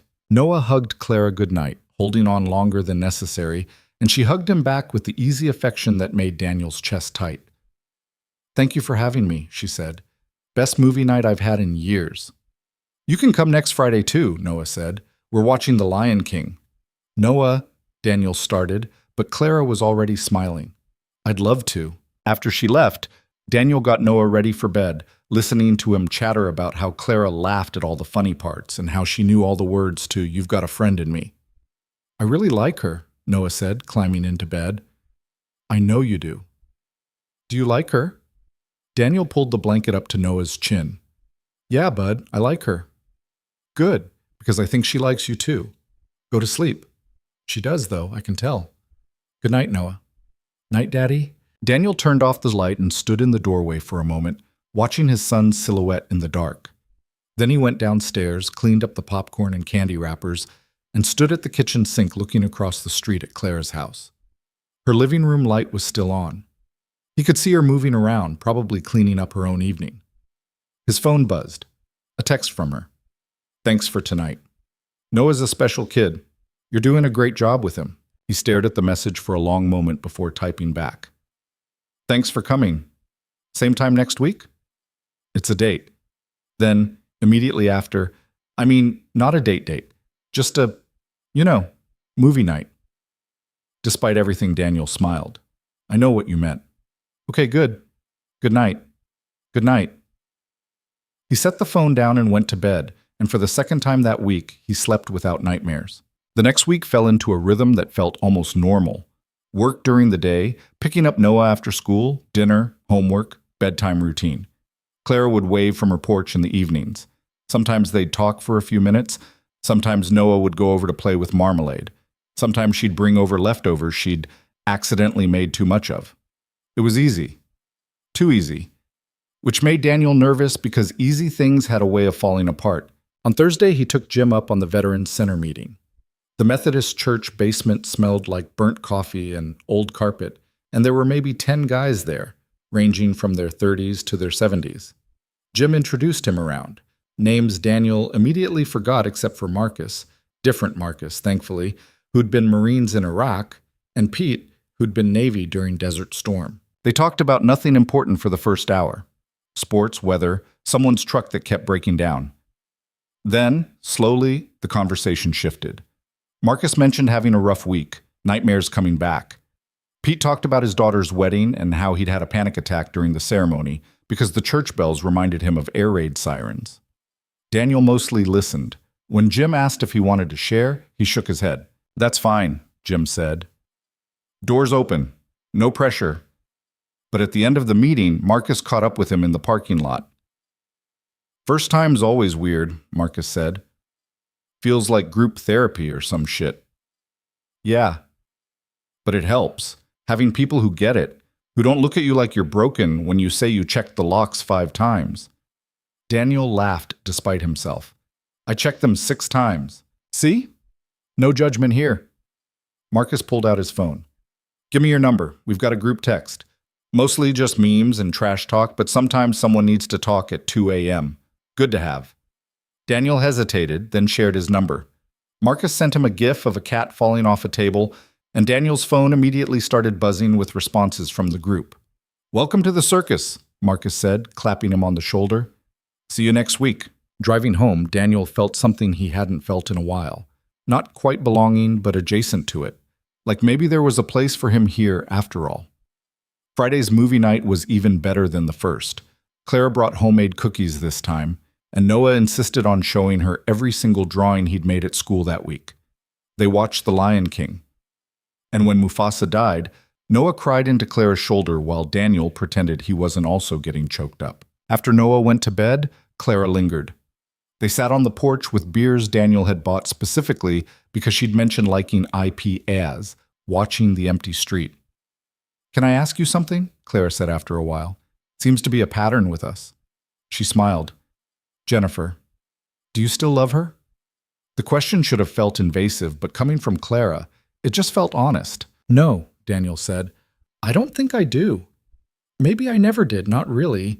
I loved the idea of her, the life we were supposed to have. But the actual person, we barely knew each other before we got married, and after I came back, we knew each other even less. Do you think she loved you? I think she loved who she thought I was, or who I could have been if the war hadn't happened. But that guy doesn't exist anymore. Maybe he never did. Clara nodded, turning her beer bottle in her hands. I stayed with Adrian for 3 years, and for a long time after I left, I felt like a failure. Like I should have tried harder, been better, fixed whatever was broken in me that made him act that way. It wasn't broken in you, it was broken in him. I know that now, but knowing it and believing it are different things. She looked at him. You know that too, right? That what happened to you in Afghanistan, the way it changed you, that's not your fault. You didn't fail Jennifer. War failed both of you. Daniel wanted to argue, wanted to list all the ways he'd screwed up, all the times he'd chosen silence over communication, all the moments he'd let his demons win. But Clara was looking at him with such certainty that he couldn't find the words. I don't know how to not blame myself, he admitted quietly. Then don't. Not yet. Just try to imagine for 1 second that maybe you did the best you could with what you had. And if my best wasn't enough, then you try again. And again, until one day it is.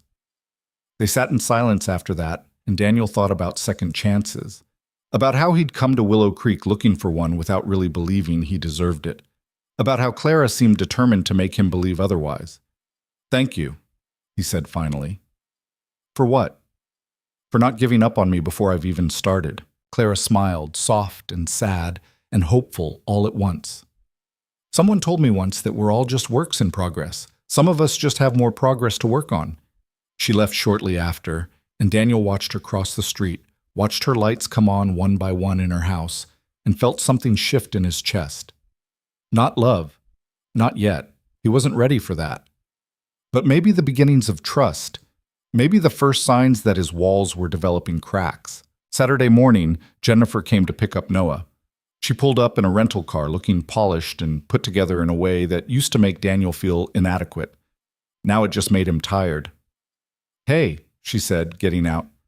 House looks better. Still a work in progress.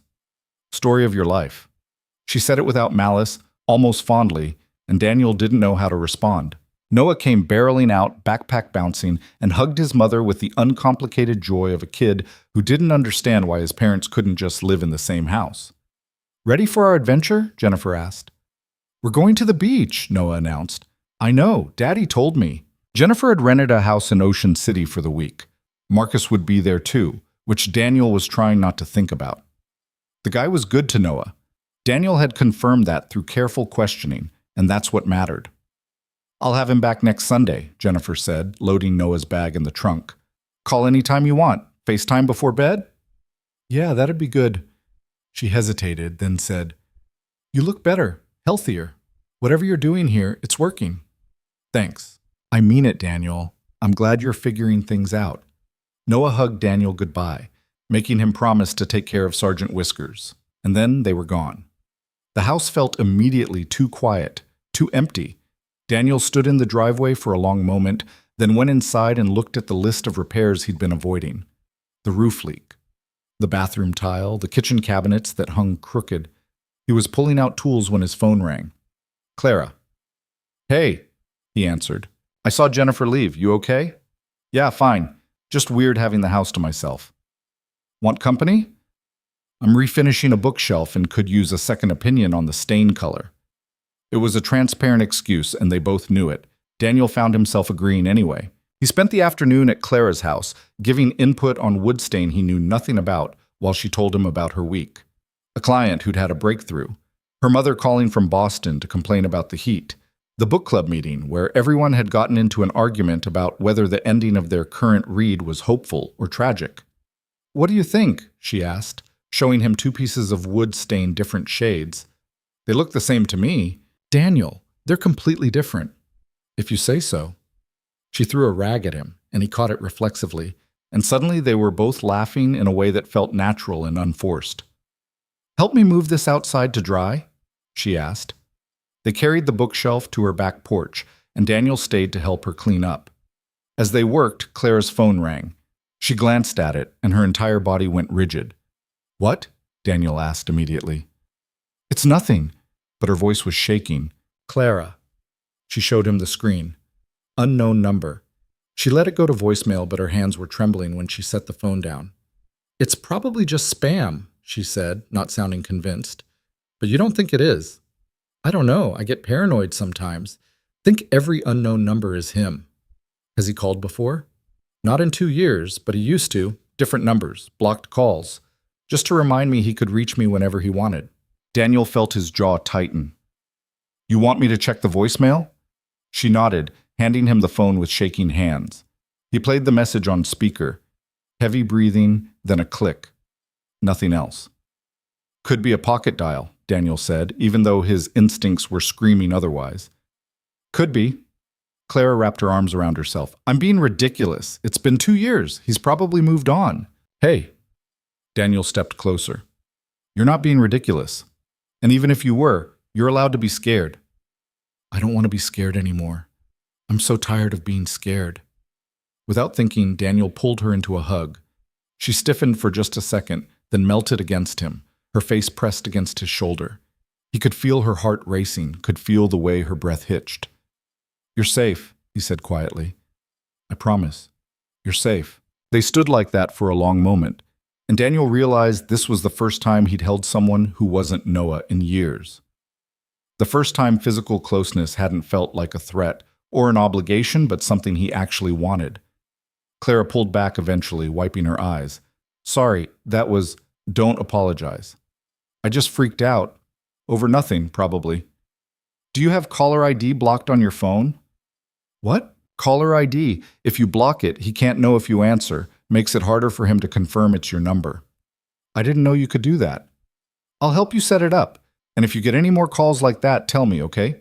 Clara nodded, managing a weak smile. Okay. Thank you. Anytime. He stayed until she seemed steadier, helped her finish cleaning up, and made sure all her doors and windows were locked before he left. Back home, he stood in his empty house and thought about the fear in Clara's eyes, the way her hands had shaken. If Adrian Cole ever showed up in Willow Creek, Daniel decided, he'd have a problem. A 6'2" army-trained problem who knew exactly how to make threats disappear. It wasn't a healthy thought. Probably wasn't even a legal thought. But it was there, solid and certain. And Daniel didn't try to talk himself out of it. Some things were worth fighting for. And somewhere between movie nights and flower planting and late-night conversations, Clara had become one of them. The week without Noah stretched longer than Daniel expected. The house felt wrong without the constant noise, the scattered toys, the endless questions. He threw himself into work, picking up extra hours at the construction site until Rick told him to go home before he hurt himself from exhaustion. He talked to Noah every night on FaceTime. The kid was having a great time. Beach, boardwalk, ice cream, sandcastles. Marcus had taught him to body surf. Jennifer looked relaxed in a way Daniel hadn't seen in years. You should come visit sometime, Noah said on Tuesday night, sand still in his hair. The ocean is really big. Maybe someday, bud. Marcus says there's good fishing here. Daniel's jaw tightened involuntarily. That's nice. Do you know how to fish? Yeah, my dad taught me when I was about your age. Can you teach me when I get home? Sure, we'll figure it out. After they hung up, Daniel sat in the quiet living room and tried not to think about Marcus teaching his son things he should be teaching him. Tried not to feel like he was being replaced in small, incremental ways. His phone buzzed. Clara. You eat dinner yet? No. Come over. I made too much chicken parmesan. He almost declined, but the alternative was cereal eaten standing at the counter, so he found himself crossing the street 10 minutes later. Claire's kitchen smelled incredible. She had music playing, something jazzy he didn't recognize, and was pulling garlic bread from the oven when he walked in. You really did make too much, he observed, seeing the amount of food. I cook for stress. When I'm anxious, I make enough food to feed a small army. She plated 2 servings. How are you holding up? Fine. Daniel, I'm fine. It's just weird. The quiet. They ate at her table, which didn't wobble, and Daniel told her about Noah's week, about the body surf lesson and the fishing comment and how he was trying really hard not to be bitter about Marcus being a decent guy. It's okay to feel weird about it, Clara said. That doesn't make you a bad person. Feels pretty petty. Feelings aren't petty, they just are. She twirled pasta on her fork. You know what I think? What? I think you're scared that Noah will like his life with Jennifer and Marcus better, that he'll want to stay there. Daniel set down his fork, his appetite suddenly gone. He's 5. He should want to be with his mom. But you're afraid he won't want to come back to you. It was too accurate, too close to the fear he'd been avoiding all week. Yeah, he admitted quietly. I'm afraid of that. Has Noah ever given you any indication he doesn't want to be here? No, but what if he realizes he could have more with them? Better house, more stability, a guy who doesn't wake up checking locks at 3 a.m. Clara reached across the table and put her hand over his. Daniel, Noah loves you. Not because of your house or your job or how well adjusted you are. He loves you because you're his dad. Because you show up every single day and try. That's not something Marcus can replace. How do you know? Because I see the way he looks at you, like you hung the moon. That doesn't come from material things. That comes from feeling safe and loved and seen. Daniel turned his hand over, threading his fingers through hers without thinking about it. Her hand was warm, smaller than his, and it fit in a way that made his chest tight. Thank you, he said. For what? For knowing what to say when I can't figure out what I'm feeling. Clara smiled, that soft expression that undid him every time. That's literally my job, but I'd do it for free for you. They finished dinner and Daniel helped with dishes, and somehow it was 10 o'clock before he realized he should probably go home. But he didn't want to walk back into that empty house. Want to watch something? Clara asked, like she could read his mind. They ended up on her couch watching some documentary about ocean life that Noah would have loved. Daniel sat on one end, Clara on the other, until somewhere around the segment on coral reefs she shifted closer, her shoulder touching his. He should have tensed, should have felt the usual discomfort with physical proximity. But instead he found himself relaxing, leaning into the warmth of another person in a way he hadn't allowed himself in years. This okay? Clara asked softly. Yeah, it's okay. She rested her head against his shoulder, and Daniel carefully put his arm around her, and they stayed like that through 2 more episodes. When Clara's breathing evened out, Daniel realized she'd fallen asleep. He should wake her, should go home. But he didn't move, didn't want to disturb the peace of this moment. So he sat there, watching bioluminescent jellyfish pulse across the screen, feeling the weight of Clara against him, and thought about how long it had been since he'd felt this kind of simple contentment. His phone buzzed in his pocket, and he carefully extracted it without moving too much. A text from Marcus. Marines. Marcus from the veterans group. You up? Yeah. Bad night. Can't sleep. Mind if I call? Daniel looked at Clara sleeping against him, thought about waking her up to take a call, then decided against it. Give me 5 minutes. He gently shifted Clara so she was lying on the couch, grabbed a blanket from the back of it and covered her, then slipped outside to call Marcus back. Hey, Marcus answered on the first ring. Sorry, I know it's late. It's fine. What's going on? Just fucking nightmares again. Same shit, different night. Can't turn my brain off. Daniel sat on Clara's porch steps, looking at his own house across the street. What do you usually do when this happens? Drive around, sometimes go to the gym and beat the shit out of a punching bag. Tonight I'm just sitting in my kitchen trying not to wake up my wife. She know? Yeah, she knows. She's great about it, which somehow makes it worse. Like I should be able to control this shit by now, you know? Yeah, I know. They talked for 20 minutes about nothing important.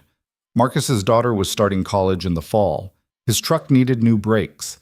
The construction job he'd just finished, surface stuff that helped ground him, pulled him back from whatever edge he'd been on. Thanks, man, Marcus said finally. I'm good now. Gonna try to sleep. Call any time, I mean it. Same to you. After he hung up, Daniel sat on the steps for a while longer, thinking about how everyone was just trying to hold it together in their own way. How the guys at the Veterans Center, Clara with her fear of Adrian, him with his hypervigilance, they were all just doing their best with broken pieces. He went back inside to check on Clara. She was still asleep, curled on her side now. He should definitely go home, but the thought of leaving her alone after the weird phone call earlier in the week made him hesitate.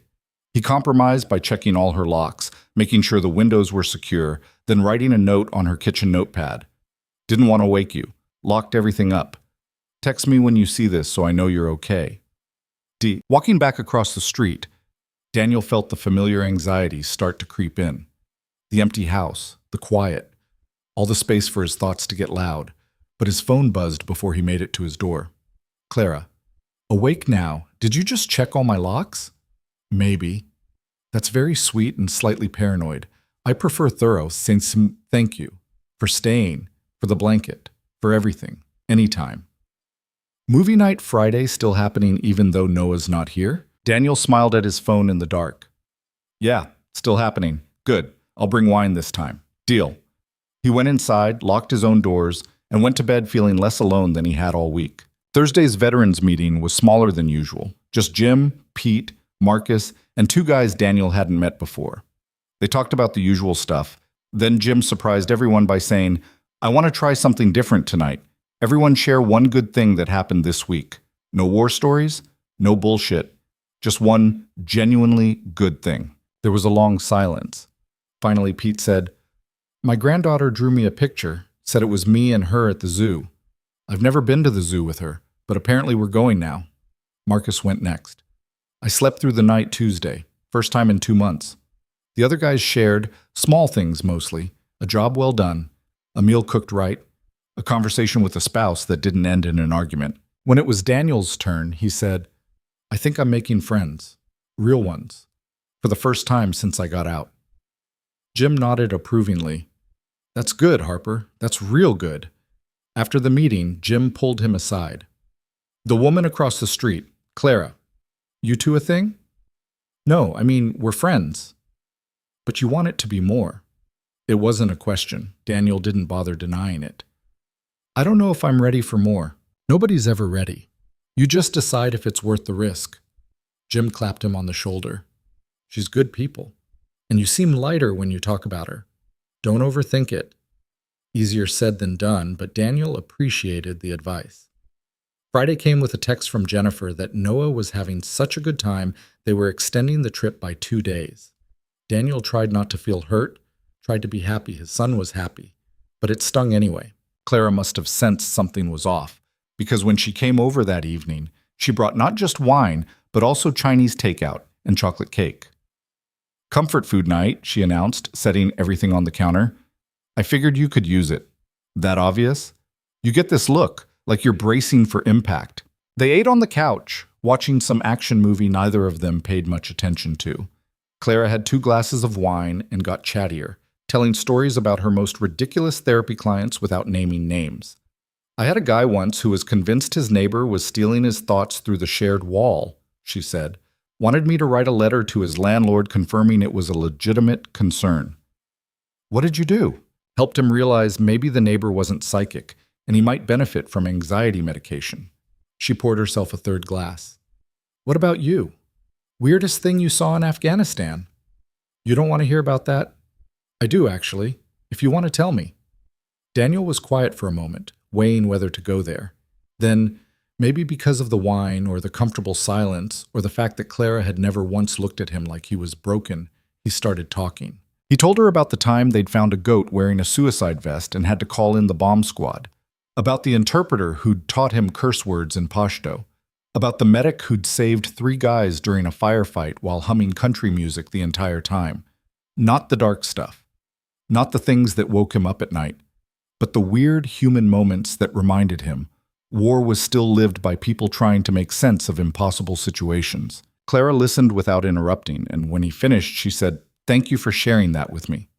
Why? Because it helps me understand you better, the person you were, the person you are now. I'm not sure they're different people. I think I've just gotten better at hiding the broken parts. Or maybe you're just healing and don't recognize what that looks like yet. She shifted closer, and Daniel became very aware of how little space was between them, how her knee was touching his, how if he just leaned forward a few inches. His phone rang, shattering the moment. Jennifer. "I should take this," he said, standing up. "Of course," he answered in the kitchen. "Hey, Daniel, hi. Is this a bad time?" "No, what's up?" "I wanted to talk to you about something. Don't freak out." Those words never preceded good news. "Okay, Marcus got offered a job in Seattle. It's a huge opportunity for him, great pay, and I'm thinking about moving with him. But I wanted to talk to you about it first because of Noah." Daniel's blood went cold. Seattle. "I know it's far, but we could work out a new custody arrangement. Holidays, summers, regular flights. We'd make it work." "When are you deciding this?" He has to give them an answer by the end of the month. "I know it's fast, but I wanted to tell you before we made any final decisions." Daniel gripped the edge of the counter. "Does Noah know?" "Not yet. We wanted to tell him together if we decide to do it." "Right. Together." "Daniel, I can hear it in your voice. I'm not trying to take him away from you, but this is my life too. I have to think about my future." "I know." He forced himself to breathe. "Just give me some time to process this." "Of course. I'll call you when we get back Sunday. We can talk more then." After she hung up, Daniel stood in the kitchen trying to remember how to breathe normally. Seattle. 3,000 miles away. Noah living across the country, seeing him a few times a year at best. "Daniel?" Clara's voice from the doorway, concerned. "What happened?" He told her, the words coming out flat and mechanical. When he finished, Clara crossed the kitchen and took both his hands. "We'll figure this out," she said firmly. "Whatever happens, we'll figure it out. I can't lose him." "You won't. Jennifer can't just take him without going through the courts. You have rights. She has money, a stable relationship, a better home. What judge is going to choose me? The kind who cares about what's best for Noah. And what's best for him is having both parents actively in his life, not one parent halfway across the country." Daniel wanted to believe her, but the fear was overwhelming, drowning out logic. Clara pulled him into a hug, and he held on probably too tight, but she didn't complain, just stood there, solid and present, while his world tilted sideways. "I can't do this," he said into her hair. "Yes, you can, and you're not doing it alone." They stood like that for a long time, and when they finally pulled apart, Clara cupped his face in her hands. "Look at me," she said. "You are a good father. You have given Noah stability and love and presence. That matters. That counts. And if you need to fight for him, I'll help you find a lawyer. I'll testify on your behalf. I'll do whatever you need." "Why?" The question came out broken. "Why would you do that for me?" "Because I care about you." She said it simply, like it was obvious. "Because you deserve people in your corner. Because Noah deserves his dad." Daniel looked at her, this woman who'd shown up in his life with lasagna and kindness and a quiet determination to make him believe he was worth something, and felt something crack open in his chest. "I care about you too," he said, and it felt like the most honest thing he'd said in years. Clara smiled, soft and sad and hopeful. "I know." He kissed her then, without planning to, without thinking it through, just leaned forward and pressed his lips to hers, gentle and uncertain. She kissed him back, her hands still on his face, and for a moment everything else fell away. When they pulled apart, Clara's eyes were bright. "Was that okay?" "Yeah, that was... yeah." "Good, because I've been wanting to do that for weeks." Despite everything, Daniel laughed. "Really? You're very oblivious for someone so observant. They ended up back on the couch, Clara tucked against his side, his arm around her shoulders.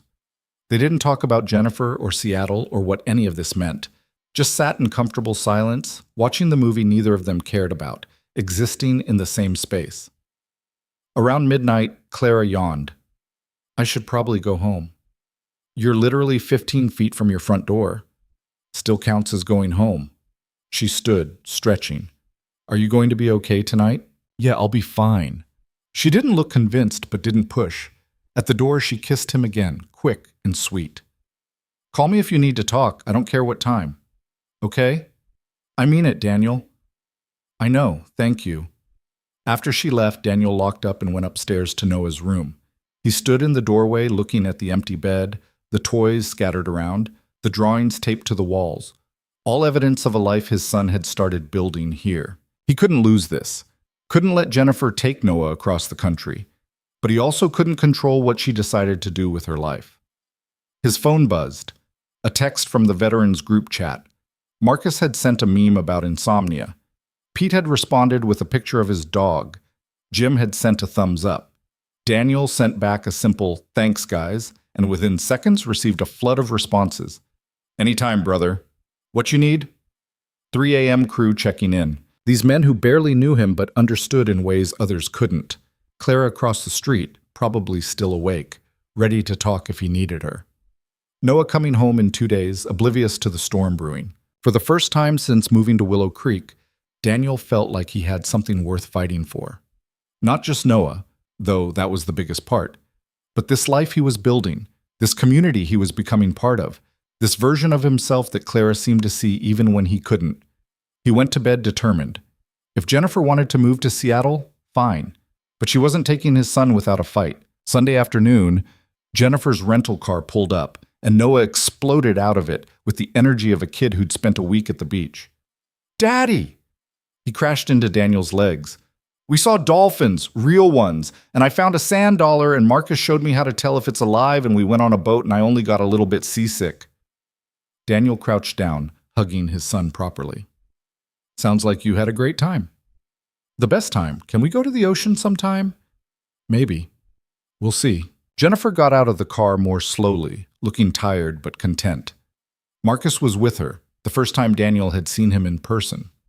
He was tall, probably 6 feet, with an easy smile and the kind of confidence that came from never having your life blown apart. Daniel, he said, extending his hand. Good to finally meet you. Noah talks about you constantly. Daniel shook his hand, trying not to hate him on principle. Thanks for taking care of him. He's a great kid. Made it easy. They stood there awkwardly while Noah ran inside to find Sergeant Whiskers, who was lounging on the porch per usual. We should talk, Jennifer said. About Seattle. Yeah, we should. Marcus excused himself tactfully, heading back to the car. Jennifer and Daniel sat on the porch steps while Noah played with the cat in the yard. I haven't decided anything yet, Jennifer started, but I wanted you to know I'm seriously considering it. Marcus's career is taking off, and Seattle would be good for us. And Noah? He'd come with me. But we'd figure out visits. You could come out, we could fly him back here. It doesn't have to mean you see him less. Jennifer, be realistic. Seattle is 3,000 miles away. I can't just fly out every other weekend. Then we adjust the arrangement. More time in summer, all of winter break, some holidays. That's not the same as what we have now. I know, but my life doesn't stop because we're divorced, Daniel. I deserve to be happy, too. She wasn't wrong. He knew she wasn't wrong, but the knowledge didn't make it hurt less. What does Noah want? He asked. He doesn't know yet. We didn't want to tell him until we decided. Don't I get a say in whether you move my son across the country? Jennifer's expression hardened. Our son. And legally, as the custodial parent, I can move. You'd have to petition the court to stop me, and good luck with that. There it was. The reminder that despite everything, she held the cards.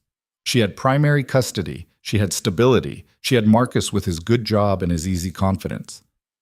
I'm not trying to hurt you, Jennifer said, softer now. I'm really not, but I have to think about my future, about what's best for me and Noah. And you think moving him away from his father is what's best? I think giving him a stable home with two parents who love him is what's best. You'll always be his dad, Daniel. Distance doesn't change that. But it did. They both knew it did. After Jennifer left, Daniel sat on the porch watching Noah play, trying to figure out his next move.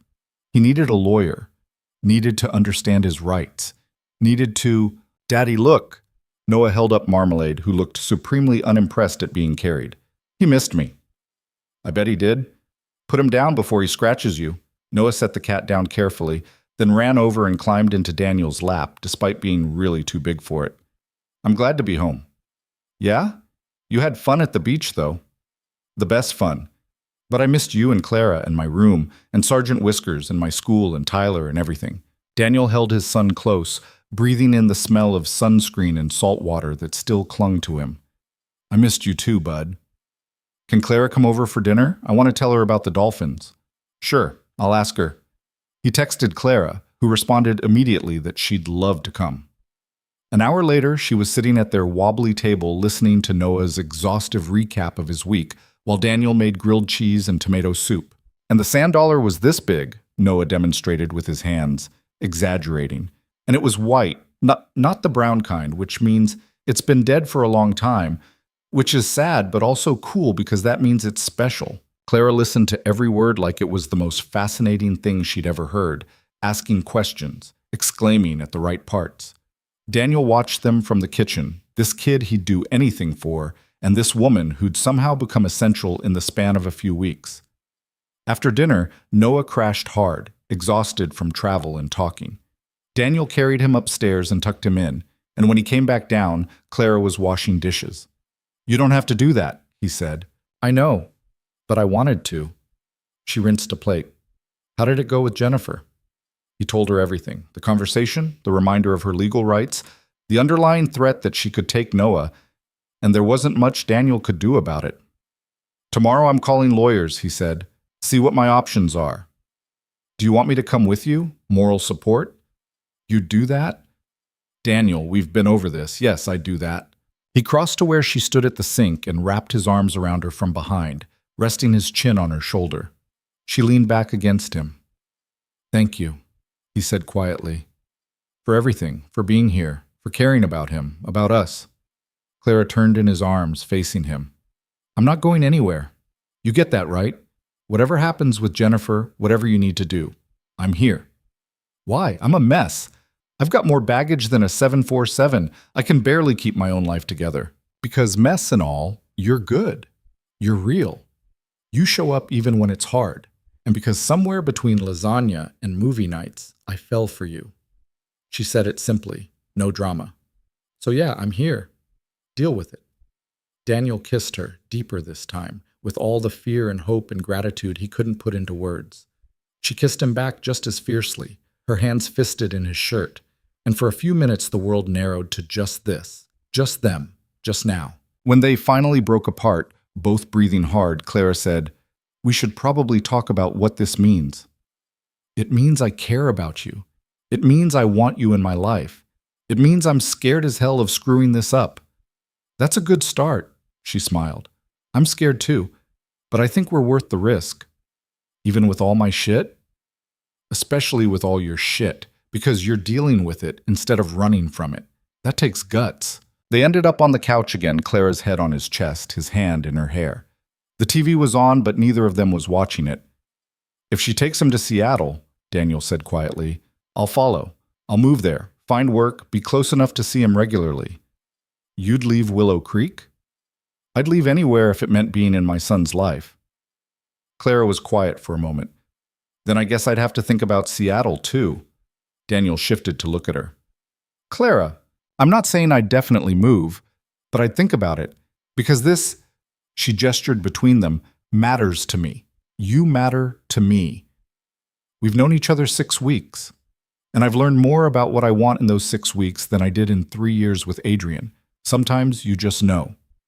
Daniel didn't have a response to that. Didn't know how to process that someone could look at his disaster of a life and choose to stay. Choose to potentially uproot themselves for him. Let's not get ahead of ourselves, Clara said. First we see what a lawyer says, then we figure out next steps. One thing at a time. One thing at a time, Daniel agreed. She left around 11, and Daniel went to bed feeling simultaneously hopeful and terrified. Tomorrow he'd call lawyers. Tomorrow he'd start fighting for his son. Tomorrow he'd figure out how to navigate this impossible situation. But tonight, he'd kissed Clara Bennett. Tonight she'd said she was falling for him. Tonight, in his house that was slowly becoming a home, with his son asleep upstairs and a woman across the street who believed in him, Daniel Harper let himself believe that maybe, just maybe, he deserved the life he was building. And if Jennifer wanted to take that away, she'd find out exactly how hard a former soldier could fight when he had something worth protecting. Monday morning, Daniel called 3 family lawyers before 9 a.m. The first 2 couldn't see him for weeks. The third, a woman named Patricia Moreno, had a cancellation that afternoon and told him to come in at 2. He took a half day off work, something Rick didn't question after Daniel briefly explained the situation. At 1:30, Clara met him in the parking lot of Moreno's office, which was above a pizza place on Main Street. "You didn't have to come," Daniel said, though he was grateful she had. "I know, but you look like you're about to jump out of your skin, so I'm here." She squeezed his hand. "It's going to be okay."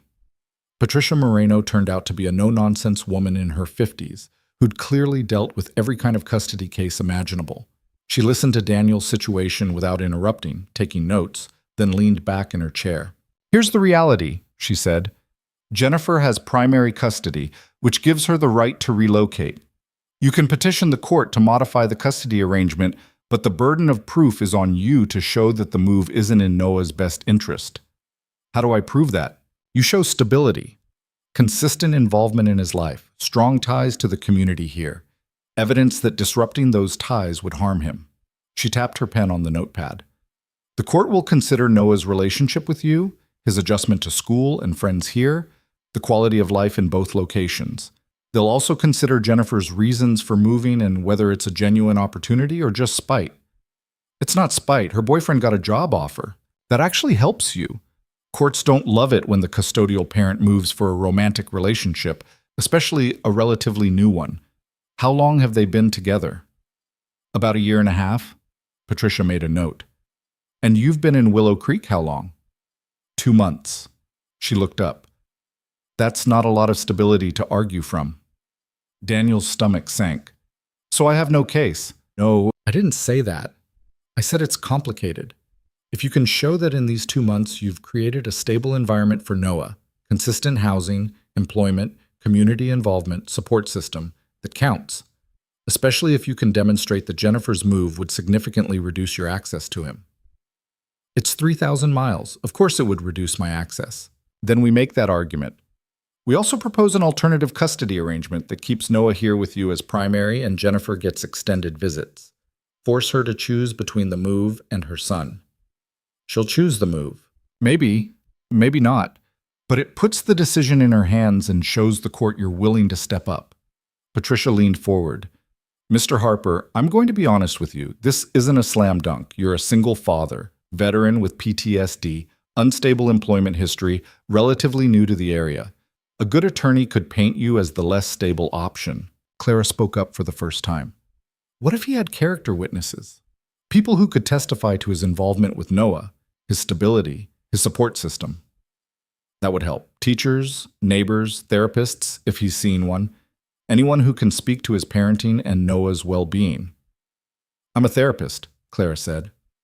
"I live across the street. I've seen him with Noah almost daily since they moved here." Patricia looked between them. "You two together?" "Recently," Daniel said. "Is that a problem?" "Could be spun as instability, new relationship, complicating factors, but it could also show you have a support system, someone helping provide a stable home environment." She made another note. "How does Noah feel about potentially moving to Seattle?" "He doesn't know yet. Jennifer wanted to decide before telling him." "That's good. If we can get Noah's input, if he expresses a preference to stay here, that carries weight. Not decisive weight. He's 5, but it matters." Patricia closed her notebook. "Here's what I recommend. File a petition to modify custody before Jennifer officially relocates. Establish that you want primary custody with her having visitation. Gather evidence of your stability and involvement. Get statements from teachers, neighbors, anyone relevant. And most importantly, show the court that you're not trying to keep Noah from his mother. You're trying to maintain his relationship with both parents. How much is this going to cost? Patricia quoted a retainer fee that made Daniel's chest tight. It was doable, but it would wipe out most of his savings. She must have seen something in his face because she added, I offer payment plans. And honestly, Mr. Harper, this is worth fighting for. You strike me as someone who shows up for his kid. That matters more than people think. They left the office with Daniel feeling simultaneously hopeful and overwhelmed. Clara drove him back to pick up his truck, and they sat in her car for a few minutes. You okay? She asked. I don't know, maybe. He rubbed his face. I can't believe I'm actually doing this, going to court against Jennifer. You're not fighting her, you're fighting for Noah. She's not going to see it that way. Probably not, but that doesn't make it wrong. Daniel looked at Clara, this woman who barely knew him 2 months ago and was now offering to testify on his behalf, to stand beside him through something that could get ugly. Why are you doing this? He asked. Really, you could walk away right now. This is going to get messy. Clara turned in her seat to face him fully. You want the honest answer? Yeah, because I spent 3 years with someone who made me feel small, who convinced me I didn't deserve better. And when I finally left, I promised myself I'd never again stand by and watch someone give up on something good, just because it's hard. She reached over and took his hand. You and Noah, you're good, Daniel. You're worth fighting for, and I'm not walking away from that. He kissed her then, right there in the parking lot, not caring who saw. When they pulled apart, she was smiling. We should probably get going, she said. You need to pick up Noah. Come with me. We can grab him together, get ice cream. You sure? Yeah, I'm sure. They picked up Noah from school, and the kid was thrilled to see Clara immediately launching into a story about how Tyler had brought a frog to show and tell, and it had escaped, and the whole class had to look for it. They got ice cream at Sweet Dreams, and for an hour, Daniel let himself pretend everything was normal. That night, after Noah was in bed, Daniel sat at the kitchen table making a list of everyone Patricia had suggested he contact. Noah's teacher, Monica Reeves, Jim Keller, and the guys from the veterans group. Clara, obviously. The pastor at the Methodist church who'd seen him at the meetings, even though Daniel wasn't religious. Anyone who could speak to his stability and involvement. His phone rang. Jennifer. He almost didn't answer, but avoiding her wouldn't help anything. Hey, he said. Hi. I wanted to let you know Marcus accepted the job. We're moving to Seattle in 6 weeks. 6 weeks. The timeline made it real in a way it hadn't been before. I'm filing for custody modification, Daniel said, forcing his voice steady. Silence. Then, you're taking me to court? I'm asking for primary custody with you having visitation. I'm not trying to cut you out, Jen, but I'm not letting you take him across the country without a fight. Daniel, be realistic. You've been in Willow Creek 2 months. You work construction. You live in a house that's falling apart. What judge is going to choose that over what I can offer him? Maybe none, but I have to try. Another silence. When Jennifer spoke again, her voice was tight. This is going to get expensive for both of us, and it's going to hurt Noah, dragging him through court proceedings. Then don't move. That's not fair. Neither is you deciding unilaterally to take my son 3,000 miles away. He's my son too, Daniel, and I have custody. I have the legal right. I know what rights you have, but I have rights too, and I'm going to exercise them. Jennifer let out a frustrated breath. Fine. If you want to waste money on lawyers, go ahead, but you're not going to win. You know that, right? Maybe not, but at least I'll know I tried. She hung up without saying goodbye, and Daniel sat there staring at his phone, wondering if he'd just made everything worse. But what was the alternative? Just accept that Noah would be raised on the other side of the country? See him a few times a year and pretend that was enough? No, he'd fight. Even if he lost, at least Noah would know his father had fought for him. The next few weeks were a blur of paperwork and meetings. Daniel met with Monica Reeves, who agreed to provide a statement about Noah's adjustment in progress. Jim Keller offered to testify, as did Marcus from the veterans group and Pete. Clara wrote a detailed letter about Daniel's parenting and Noah's obvious security and happiness. The construction site guys, when they heard what was happening, quietly passed around a collection jar. Rick handed Daniel $300 in cash with a gruff, For the lawyer, don't argue. Jennifer's attorney sent over her petition to relocate, and Daniel's stomach churned reading it. She painted a picture of a stable life in Seattle. Good schools, strong community, a two-parent household versus a single father struggling to make ends meet.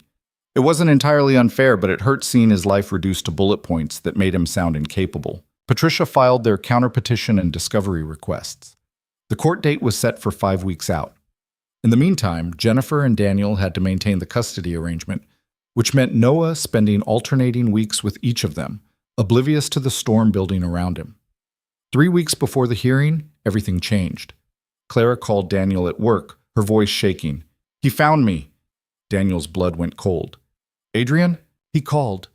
From a different number. He knows where I live, Daniel. He said—" Her voice broke. "He said he'd been watching me, that he knew about you and Noah, that he missed me and wanted to talk. Where are you right now?" "Home. I locked everything, but I'm scared. I'm coming. Don't open the door for anyone." He told Rick there was an emergency and drove to Clara's house doing 20 over the speed limit. She let him in looking pale and shaken, and he immediately went through the house, checking every window, every lock, every possible entry point. "Did he threaten you?" Daniel asked. "Not directly, but the way he talked, like we were still together, like I'd just been gone for a while and now we could pick up where we left off. That's how it always started before. The calm before the violence. You need to call the police, file a report, get the restraining order updated." "I know, She wrapped her arms around herself. "I thought I was safe here. I thought he'd moved on." Daniel pulled her into a hug, feeling her shake against him. "You are safe. I'm not going to let him near you. You can't be here all the time. Then you stay with us. You and Marmalade both. Until we figure this out." "Daniel." "I'm not arguing about this. You're not staying here alone when he knows where you live." Clara looked up at him, tears in her eyes. "What about your custody case? Won't this look bad? Me living with you?" "I don't care. Your safety matters more than optics." She kissed him, desperate and grateful, and he held her until she stopped shaking. They called the police together. Officer Torres came by, took a report, and promised to increase patrols in the area. He also gave Clara information about updating her restraining order and suggested she consider a security system. That night, Clara packed a bag and brought Marmalade across the street. Noah was delighted by this development, immediately declaring that Clara and the cat should stay forever. Daniel set her up in the spare bedroom, and after Noah was asleep, they sat on the porch with the outside lights on, both of them on edge. "I'm sorry," Clara said quietly. "This is the last thing you needed right now. More complications for your custody case. Stop. This isn't your fault. Jennifer's lawyer is going to use this. Unstable living situation, girlfriend moving in, her abusive ex stalking her. It's all going to make you look bad. Let them try. You needed help. I provided it. Any decent person would do the same." Clara leaned against him. "You're a good man, Daniel Harper." "I'm trying to be." They sat in silence for a while, and Daniel thought about how quickly things could change. A month ago, he'd been focused solely on building stability for Noah. Now he was preparing for a custody battle while protecting Clara from a man who'd hurt her before and would likely try again. His phone buzzed. A text from Jennifer. "I heard you have Clara Bennett living with you now. Really think that's appropriate with Noah in the house? Small towns. News traveled fast. She's staying in the spare room. Her ex is stalking her. It's temporary. So now you're playing hero while trying to take my son." "This is exactly what I'm talking about, Daniel. You're not stable." He didn't respond. There was no point. The next day, Patricia called. "I heard about your house guest. Want to explain that to me?" Daniel explained the situation with Adrian, the phone call, his decision to offer Clara a safe place. Patricia was quiet for a moment. "Okay, here's how we handle this. We're transparent about it. Clara was threatened. You provided temporary shelter. It demonstrates your ability to respond to crisis situations responsibly. We don't hide it. We frame it positively. Will it hurt our case? Maybe. But lying about it or making her leave when she's in danger would hurt worse. Besides, it shows Noah has a stable environment with multiple caring adults. Could actually work in our favor. Jennifer is going to paint it as reckless. Let her. We'll counter with the truth. You're showing up for people who need help. That's not a character flaw." After the call, Daniel felt marginally better. He went to work, kept his phone on him in case Clara needed anything, and tried not to think about all the ways this could go wrong. That evening, Daniel came home to find Clara teaching Noah how to make cookies. The kitchen was a disaster. Flour everywhere, chocolate chips scattered across the counter, but Noah was laughing in a way that made Daniel's chest warm. "We made cookies," Noah announced. "Well, we're making them. They're not done yet." "I can see that." Clara looked embarrassed by the mess. "I should have asked first. I just thought—" "It's fine. It's great." Daniel grabbed a stray chocolate chip and popped it in his mouth. "I'll clean up. You two finish the cookies." While they worked, Daniel cleaned the kitchen, listening to Clara explain the chemistry of baking to a 5-year-old who kept eating the dough. This, he thought, was what a home should feel like. Not perfect, not quiet, but alive with people who cared about each other. Later that night, after Noah was asleep and the cookies were cooling on the counter, Clara and Daniel sat in the living room. She'd been jumpy all evening, checking her phone constantly, flinching at every small sound. "Have you heard from him again?" Daniel asked. "No, but I keep waiting for it. That's what he does.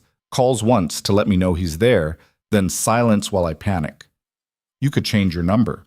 I've changed it 4 times. He always finds it." She pulled her knees to her chest. "I'm tired of running, Daniel. I'm tired of being scared, but I don't know how to stop." "You face him. On your terms, not his." "What does that even mean?" "It means you stop giving him power over you. Stop waiting for the next call. Stop letting the fear control you. You decide that no matter what he does, he doesn't get to make you run anymore." Clara looked at him. "Is that what you did? With your PTSD?" "I'm trying to. Some days are better than others. But yeah, I decided I wasn't going to let the war have the rest of my life. Still working on that, but at least I'm working on it." "How?" "Therapy, the veterans group, letting people help me. Accepting that broken doesn't mean useless." He reached over and took her hand. "You taught me that, actually. You showed me that people can heal even when they don't think they can." Clara's eyes filled with tears. "I don't feel very healed right now." "Because healing isn't linear. It's messy, and it backslides, and sometimes you have to fight the same battle over and over, but you keep fighting anyway." She moved closer, resting her head on his shoulder. "Thank you for letting me stay. Thank you for trusting me enough to ask." They sat like that until Clara's breathing evened out, and Daniel realized she'd fallen asleep. He carefully shifted her so she was lying on the couch, covered her with a blanket, and then sat in the chair across from her, wide awake. He wasn't going to let Adrian Cole hurt her. Whatever it took, he'd make sure she was safe. 2 weeks before the custody hearing, it all came to a head. Daniel was at work when Clara called, her voice tight with panic. "He's here, outside the house. Daniel, he's just standing there watching." "Did you call the police?" "They're on their way, but I'm scared. What if he tries to come in?" "Keep the doors locked. I'm coming home now." He told Rick there was an emergency, grabbed his truck, and made it home in record time. A police car was already there, and Officer Torres was talking to a man on the sidewalk, tall, well-dressed, with the kind of calculated charm that made Daniel's skin crawl. Adrian Cole. Daniel parked and got out, and Adrian's eyes immediately locked onto him. "You must be the new boyfriend," Adrian said, voice smooth. "Clara has a type, apparently. Damaged heroes thinking they can save her." "You need to leave," Torres said firmly. "Now." "I'm on a public sidewalk. Last I checked, that wasn't a crime." "You have a restraining order that says you need to stay 500 feet away from Ms. Bennett. This is violation number 3. "I'm not approaching her house. I'm just standing here." Torres's hand moved to his radio. "I can arrest you right now for violating the order." "On what grounds?" "Haven't done anything threatening. Just enjoying the nice weather." Daniel walked up, and Adrian's smile widened. "There he is. The protector. Tell me, does she scream when you touch her?" "She used to, with me. Never could tell if it was fear or pleasure." Every instinct Daniel had screamed at him to put this man on the ground. He could do it. Muscle memory from years of training, from combat, from knowing exactly how to incapacitate a threat. His hands clenched into fists, and Adrian saw it, smiled wider. "Come on," Adrian said softly. "Give me a reason. Hit me. Make this easy." And Daniel saw the trap. Saw that Adrian wanted him to react, wanted to provoke him into assault so he could press charges. Make Daniel look violent and unstable right before the custody hearing. It was calculated, deliberate, and it almost worked. But then Daniel thought about Noah upstairs, probably watching through the window. Thought about Clara inside, scared and needing him to be steady. Thought about everything he'd worked for, everything he was trying to build. He unclenched his fists and stepped back. "Officer Torres," Daniel said calmly, "I'd like to make a statement about this violation of the restraining order. And I'd like it on record that Mr. Cole is attempting to provoke me into assault." Adrian's smile faltered. Torres nodded. "Noted. Mr. Cole, you need to leave the area immediately or I'm placing you under arrest." "For what? Standing on a sidewalk?" "For violating a restraining order. Third violation means mandatory jail time. Your choice." Adrian looked between them, clearly weighing his options. Finally, he stepped back. "Fine. I'm leaving. But Clara knows I'll always be watching, always waiting. She can run to Willow Creek, Seattle, wherever. I'll find her." He walked away slowly, deliberately, and Torres immediately got on his radio, calling it in. Daniel stood on the sidewalk, shaking slightly from the adrenaline, until Clara appeared on the porch. "Daniel?" He went to her, and she fell into his arms. He could feel her trembling, could feel how hard she was trying to hold it together. "You didn't hit him," she said against his chest. "No." "Why not? I know you wanted to. Because hitting him would have given him what he wanted, and because I'm trying to be better than my first instinct." Clara pulled back to look at him. "That took more strength than violence would have." "Didn't feel like it." "I know, but it was." Torres came over. "He's gone. We've got units looking for him, and I've added this incident to the report. Third violation means we can request a warrant for his arrest. With your statement, Ms. Bennett, we should be able to get it." "What if he comes back?" Clara asked. "Then he goes to jail. But I'd recommend you both stay vigilant. Man like that, backed into a corner, he's unpredictable." After Torres left, Daniel brought Clara inside. Noah was indeed at the window, wide-eyed. "Was that the bad man Clara told me about?" he asked. "Yeah, bud, but the police made him leave." "Is Clara safe now?" Clara crouched down to Noah's level. "I'm getting there. Your dad helped make sure I'm okay." "Good, because I don't want you to go away." She hugged him. "I'm not going anywhere." That night, after Noah was in bed, Clara and Daniel sat at the kitchen table. She was still shaken, jumping at every small sound, and Daniel wished there was more he could do. "I need to tell you something," Clara said finally, "about the custody hearing." "Okay." "Jennifer's right. Me being here, Adrian showing up, it's going to make you look unstable, like you're too focused on me to focus on Noah." "That's not true." "I know it's not, but that's how they'll spin it, and I can't—" Her voice broke. "I can't be the reason you lose your son." "You're not." "Daniel, listen to me. I should leave. Go stay somewhere else until after the hearing. Remove myself as a complication." "No." "You're not thinking clearly." "I'm thinking perfectly clearly." He took her hands across the table. "You staying here shows that I can handle crisis situations, that I provide a stable environment even when things get complicated. Patricia said so herself." "But no, you're staying. We face this together. Adrian, the custody case, all of it, together." Clara's eyes filled with tears. "Why are you so stubborn?" "Because I learned from the best." He squeezed her hands. "You told me once that you'd never stand by and watch someone give up on something good just because it's hard. Same goes. I'm not letting you run because you're scared of making things harder for me." "I just don't want to hurt you." "Then stay. Fight with me.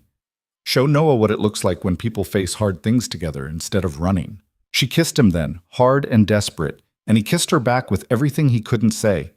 When they finally pulled apart, she was crying, but also smiling. "Okay," she said. "Okay, I'll stay." Good. They went to bed separately, she in the spare room, him in his. But around 2 a.m., Daniel heard a soft knock on his door. Clara stood in the doorway in pajamas, looking small and scared. "Can I sleep here?" she asked. "I keep hearing noises." "Yeah, of course." She climbed into bed beside him, and he wrapped his arms around her. She fit against him perfectly, her back to his chest, and he felt her gradually relax. "Thank you," she whispered. For what? For not giving up on me. On us. Never. She fell asleep like that, safe in his arms, and Daniel lay awake listening to her breathe. He'd protect her, protect Noah, fight for the life they were building together, whatever it took. The custody hearing arrived on a cold October morning. Daniel wore the only suit he owned, bought secondhand for his wedding to Jennifer and not worn since. Clara sat in the gallery behind him, and he could feel her presence like an anchor. Jennifer and Marcus sat on the other side with her lawyer, a sharp-looking woman named Diane Winters, who had a reputation for winning. Jennifer wouldn't meet his eyes. The hearing lasted 3 hours. Winters painted Daniel as unstable, bringing up his PTSD, his short time in Willow Creek, his modest income, Clara's situation with Adrian. She made it sound like Noah was living in chaos. Patricia countered with statements from Monica Reeves about Noah's happiness and progress, from Jim Keller about Daniel's involvement in the community, from Clara about his consistent, loving parenting. She presented evidence of the support system Daniel had built, the stability he'd created despite limited resources. Then they called Noah. The judge spoke to him gently in chambers with both lawyers present. When they came back, the judge looked thoughtful. Noah expressed a clear preference to stay in Willow Creek, the judge said. He talked about his school, his friend Tyler, his teacher, and Sergeant Whiskers, who I gather is actually Ms. Bennett's cat. A small smile. He also spoke very highly of both parents. It's clear he loves you both. Jennifer wiped her eyes. Here's my ruling, the judge continued. I'm denying the petition to relocate with the child. However, I'm also modifying the custody arrangement. Ms. Harper, you'll retain primary physical custody with Mr. Harper having significant visitation including all school breaks and half the summer. This gives Noah stability while maintaining his relationship with both parents. Daniel's knees nearly gave out. He'd won. Noah was staying. But when he looked at Jennifer, she was crying, and he felt no triumph, just sadness for what they'd both lost. Outside the courthouse, Jennifer approached him while Marcus and Diane went ahead. I'm not moving, she said quietly. What? To Seattle. I'm not going. You were right. Noah needs both of us, and I can't just leave him. She wiped her face. Marcus is going to take the job. We're breaking up. But Noah comes first. Jennifer, you don't have to. I do. Because you were right about something else, too. I was running. From the hard parts of being a parent, from having to figure out how to co-parent with you, from the fact that my life didn't turn out the way I planned. But running won't fix that. Daniel didn't know what to say. Part of him felt guilty. She was giving up her relationship for Noah. Part of him was grateful. All of him was exhausted. I'm sorry it came to this, he said finally. Me too. But maybe we needed it. Needed to actually fight for him instead of just assuming one of us would win by default. She managed a weak smile. He's lucky to have you. I should have said that more. He's lucky to have you too. They stood in awkward silence for a moment, then Jennifer said, The woman, Clara, she's good for you. You seem more present than you've been in years. She is. Then don't screw it up. You deserve to be happy, Daniel, even if it couldn't be with me. She left, and Clara appeared at his side, sliding her hand into his. You okay? She asked. Yeah, I think I am. They picked up Noah from school together, and when he saw them both, he ran into Daniel's arms. Did you win? He asked. Tyler said court is like a fight, and somebody wins. I guess I did. You're staying here with me. Forever? For as long as you want. Noah hugged him tighter. Forever, then. That evening, the three of them had dinner at Clara's house. She'd insisted on cooking to celebrate. Noah talked nonstop about his day, about the butterfly they'd released in science class, about how Professor Nibbles had gotten loose again. After dinner, while Clara cleaned up and Noah played with marmalade, Daniel stepped outside. The street was quiet, lights coming on in houses up and down the block. Somewhere a dog barked. Normal sounds, safe sounds. His phone buzzed. Officer Torres. Wanted to let you know, we arrested Adrian Cole this morning, caught him in the area again, judge revoked bail. He'll be held pending trial for violating the restraining order. Daniel showed Clara the message. She read it, and something in her shoulders finally loosened. It's really over? She asked. This part of it, yeah. What if he gets out? Then we deal with it, together. But for now he's locked up. You can breathe. She did. A long, shaky breath. And then she laughed. I can't believe it. After all this time, he's actually facing consequences. You're safe now. Really safe. Clara looked around her house, at Noah playing on the floor, at Daniel standing in her kitchen, at the life she'd built here. I am, she said, sounding surprised. I really am. The next few weeks settled into a new normal. Clara moved back to her own house, but most evenings she was at Daniel's anyway, cooking dinner or helping Noah with homework or just existing in the same space. Jennifer came by for her scheduled visits, and while it was awkward, it was civil. They were learning how to be co-parents instead of adversaries. One Saturday morning, Daniel woke to find Noah already awake, drawing at the kitchen table. What are you working on? Daniel asked, pouring coffee. A picture of our family. Noah held it up. There was Daniel, Noah, and Clara, all holding hands in front of a house with flowers in the yard. Marmalade was there too, oversized and orange. That's a great picture, bud. Is Clara our family now? Daniel sat down, considering the question. What do you think? I think she is. She's here all the time. She helps with stuff. She makes you smile. She does make me smile. So she's family? Yeah, I think she is. Noah nodded, satisfied, and went back to coloring. Daniel stared at the drawing, at this representation of a life he'd never planned but somehow ended up with. Not perfect, not what he'd imagined, but good, real, his. Later that day, he took Clara to see the progress on the house. He'd been working on it steadily. The roof was fixed, the bathroom retiled, the porch reinforced and painted. It was starting to look less like a disaster and more like a home. You've done a lot, Clara said, walking through the rooms. Still a long way to go. But you're getting there. She stopped in the living room, looking at the walls where Noah's drawings were taped up, at the couch they'd spent so many movie nights on. This is a good house, Daniel. You've made it a home. We've made it a home, you, me, Noah, even Sergeant Whiskers, technically. Clara smiled. He does spend more time here than my place now. They stood in the quiet living room and Daniel thought about everything that had brought them here.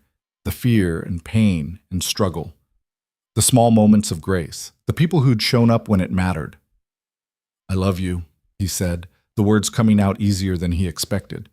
Clara's eyes widened. What? I love you. I should have said it sooner, but I wasn't sure I knew how anymore, but I do. I love you. She kissed him, soft and sweet, then pulled back smiling. I love you too. Have for a while now. Yeah? Since probably the second week, when you returned my lasagna dish and looked like you were expecting me to demand your firstborn in exchange. Daniel laughed, the sound surprising him. I was deeply suspicious of your kindness. I know. It was adorable. They kissed again, longer this time, and when they broke apart, Daniel felt something settle in his chest. This was it. This was home. Not the house, though that mattered, but this feeling of being seen and accepted, of being enough. That evening, all three of them had dinner at the wobbly table that Daniel still hadn't quite fixed. Noah told them about his plan to be a marine biologist when he grew up, inspired by the ocean documentary they'd watched weeks ago. You'd be good at that, Clara said seriously. You think? Definitely. You're curious and brave and you care about things. That's what scientists need. After Noah went to bed, Daniel and Clara sat on the porch. It was cold enough now that they needed jackets, and the stars were sharp and bright above them. I've been thinking, Clara said, about my lease. It's up in 2 months. Okay. And I was wondering if maybe I don't renew it. Daniel's heart started beating faster. What are you saying? I'm saying that I spend most of my time here anyway. Noah's comfortable with me. We could save money if we combined households. And I want this. Us. Officially. You want to move in? If you want me to. No pressure. I just thought. Daniel kissed her, cutting off the nervous rambling. Yes. Move in, please. Clara smiled against his lips. Yeah? Yeah, let's do this. Build a life together. All three of us. All four, Clara corrected. Marmalade comes too. Obviously. Sergeant Whiskers is essential personnel. They laughed, and Daniel pulled her close, and they sat there on the porch of his slowly improving house in this small town he'd moved to on a desperate hope, and he felt something he hadn't felt in years. peace, not the absence of struggle. He knew there'd be more hard days, more nightmares, more battles with his own mind. Jennifer would still be part of their lives, sometimes making things complicated. Adrian was in jail but wouldn't be forever. The house still needed work. Money would stay tight. But he had Noah. He had Clara. He had a community that had quietly wrapped around him without asking for anything in return. He had Jim and Marcus and the guys who understood what it meant to rebuild yourself from broken pieces. He had Friday movie nights and wobbling tables, and a cat that wasn't technically his, but might as well be. He had a home. And maybe that's what healing looked like. Not the absence of scars, but learning to build something good around them. Not forgetting the past, but refusing to let it have the future. Not being fixed, but being present. Showing up. Trying. Daniel looked at Clara, at this woman who'd seen him at his worst and decided he was worth staying for. Who'd taught him that asking for help wasn't weakness and that broken people could still build beautiful things. "Thank you," he said quietly. "For what?" "For that first lasagna, for not giving up, for showing me what home could feel like." Clara rested her head on his shoulder. "Thank you for letting me in, for fighting for this, for being brave enough to heal." They sat there as the temperature dropped and the stars wheeled overhead, and Daniel thought about the long road that had brought him here. War and divorce and struggle. Moving to a town he'd never heard of with a kid who deserved better. Meeting a woman with her own scars who understood his in ways no one else could. It wasn't the life he'd planned. It was messier, harder, more complicated than anything he'd imagined. But it was his, and it was good. And for the first time in longer than he could remember, that was enough. Inside, Noah slept peacefully in his room with the tree outside the window. Across the street, Clara's house sat dark, soon to be emptied as she moved her life across the street into his. Around them, Willow Creek settled into quiet evening, a town that had taken in a broken soldier and his son and given them space to become whole. Tomorrow there would be more work, more challenges, more moments of doubt and fear and struggle. But tonight, sitting on this porch with the woman he loved and the son he'd fought for sleeping safely inside, Daniel Harper finally understood what it meant to be home. Not a place, not a perfect life, but the choice, every single day, to stay present, to keep building, to believe that broken pieces could be reshaped into something new. And in that choice, that daily decision to show up and try and trust and love, there was healing, there was hope, there was home.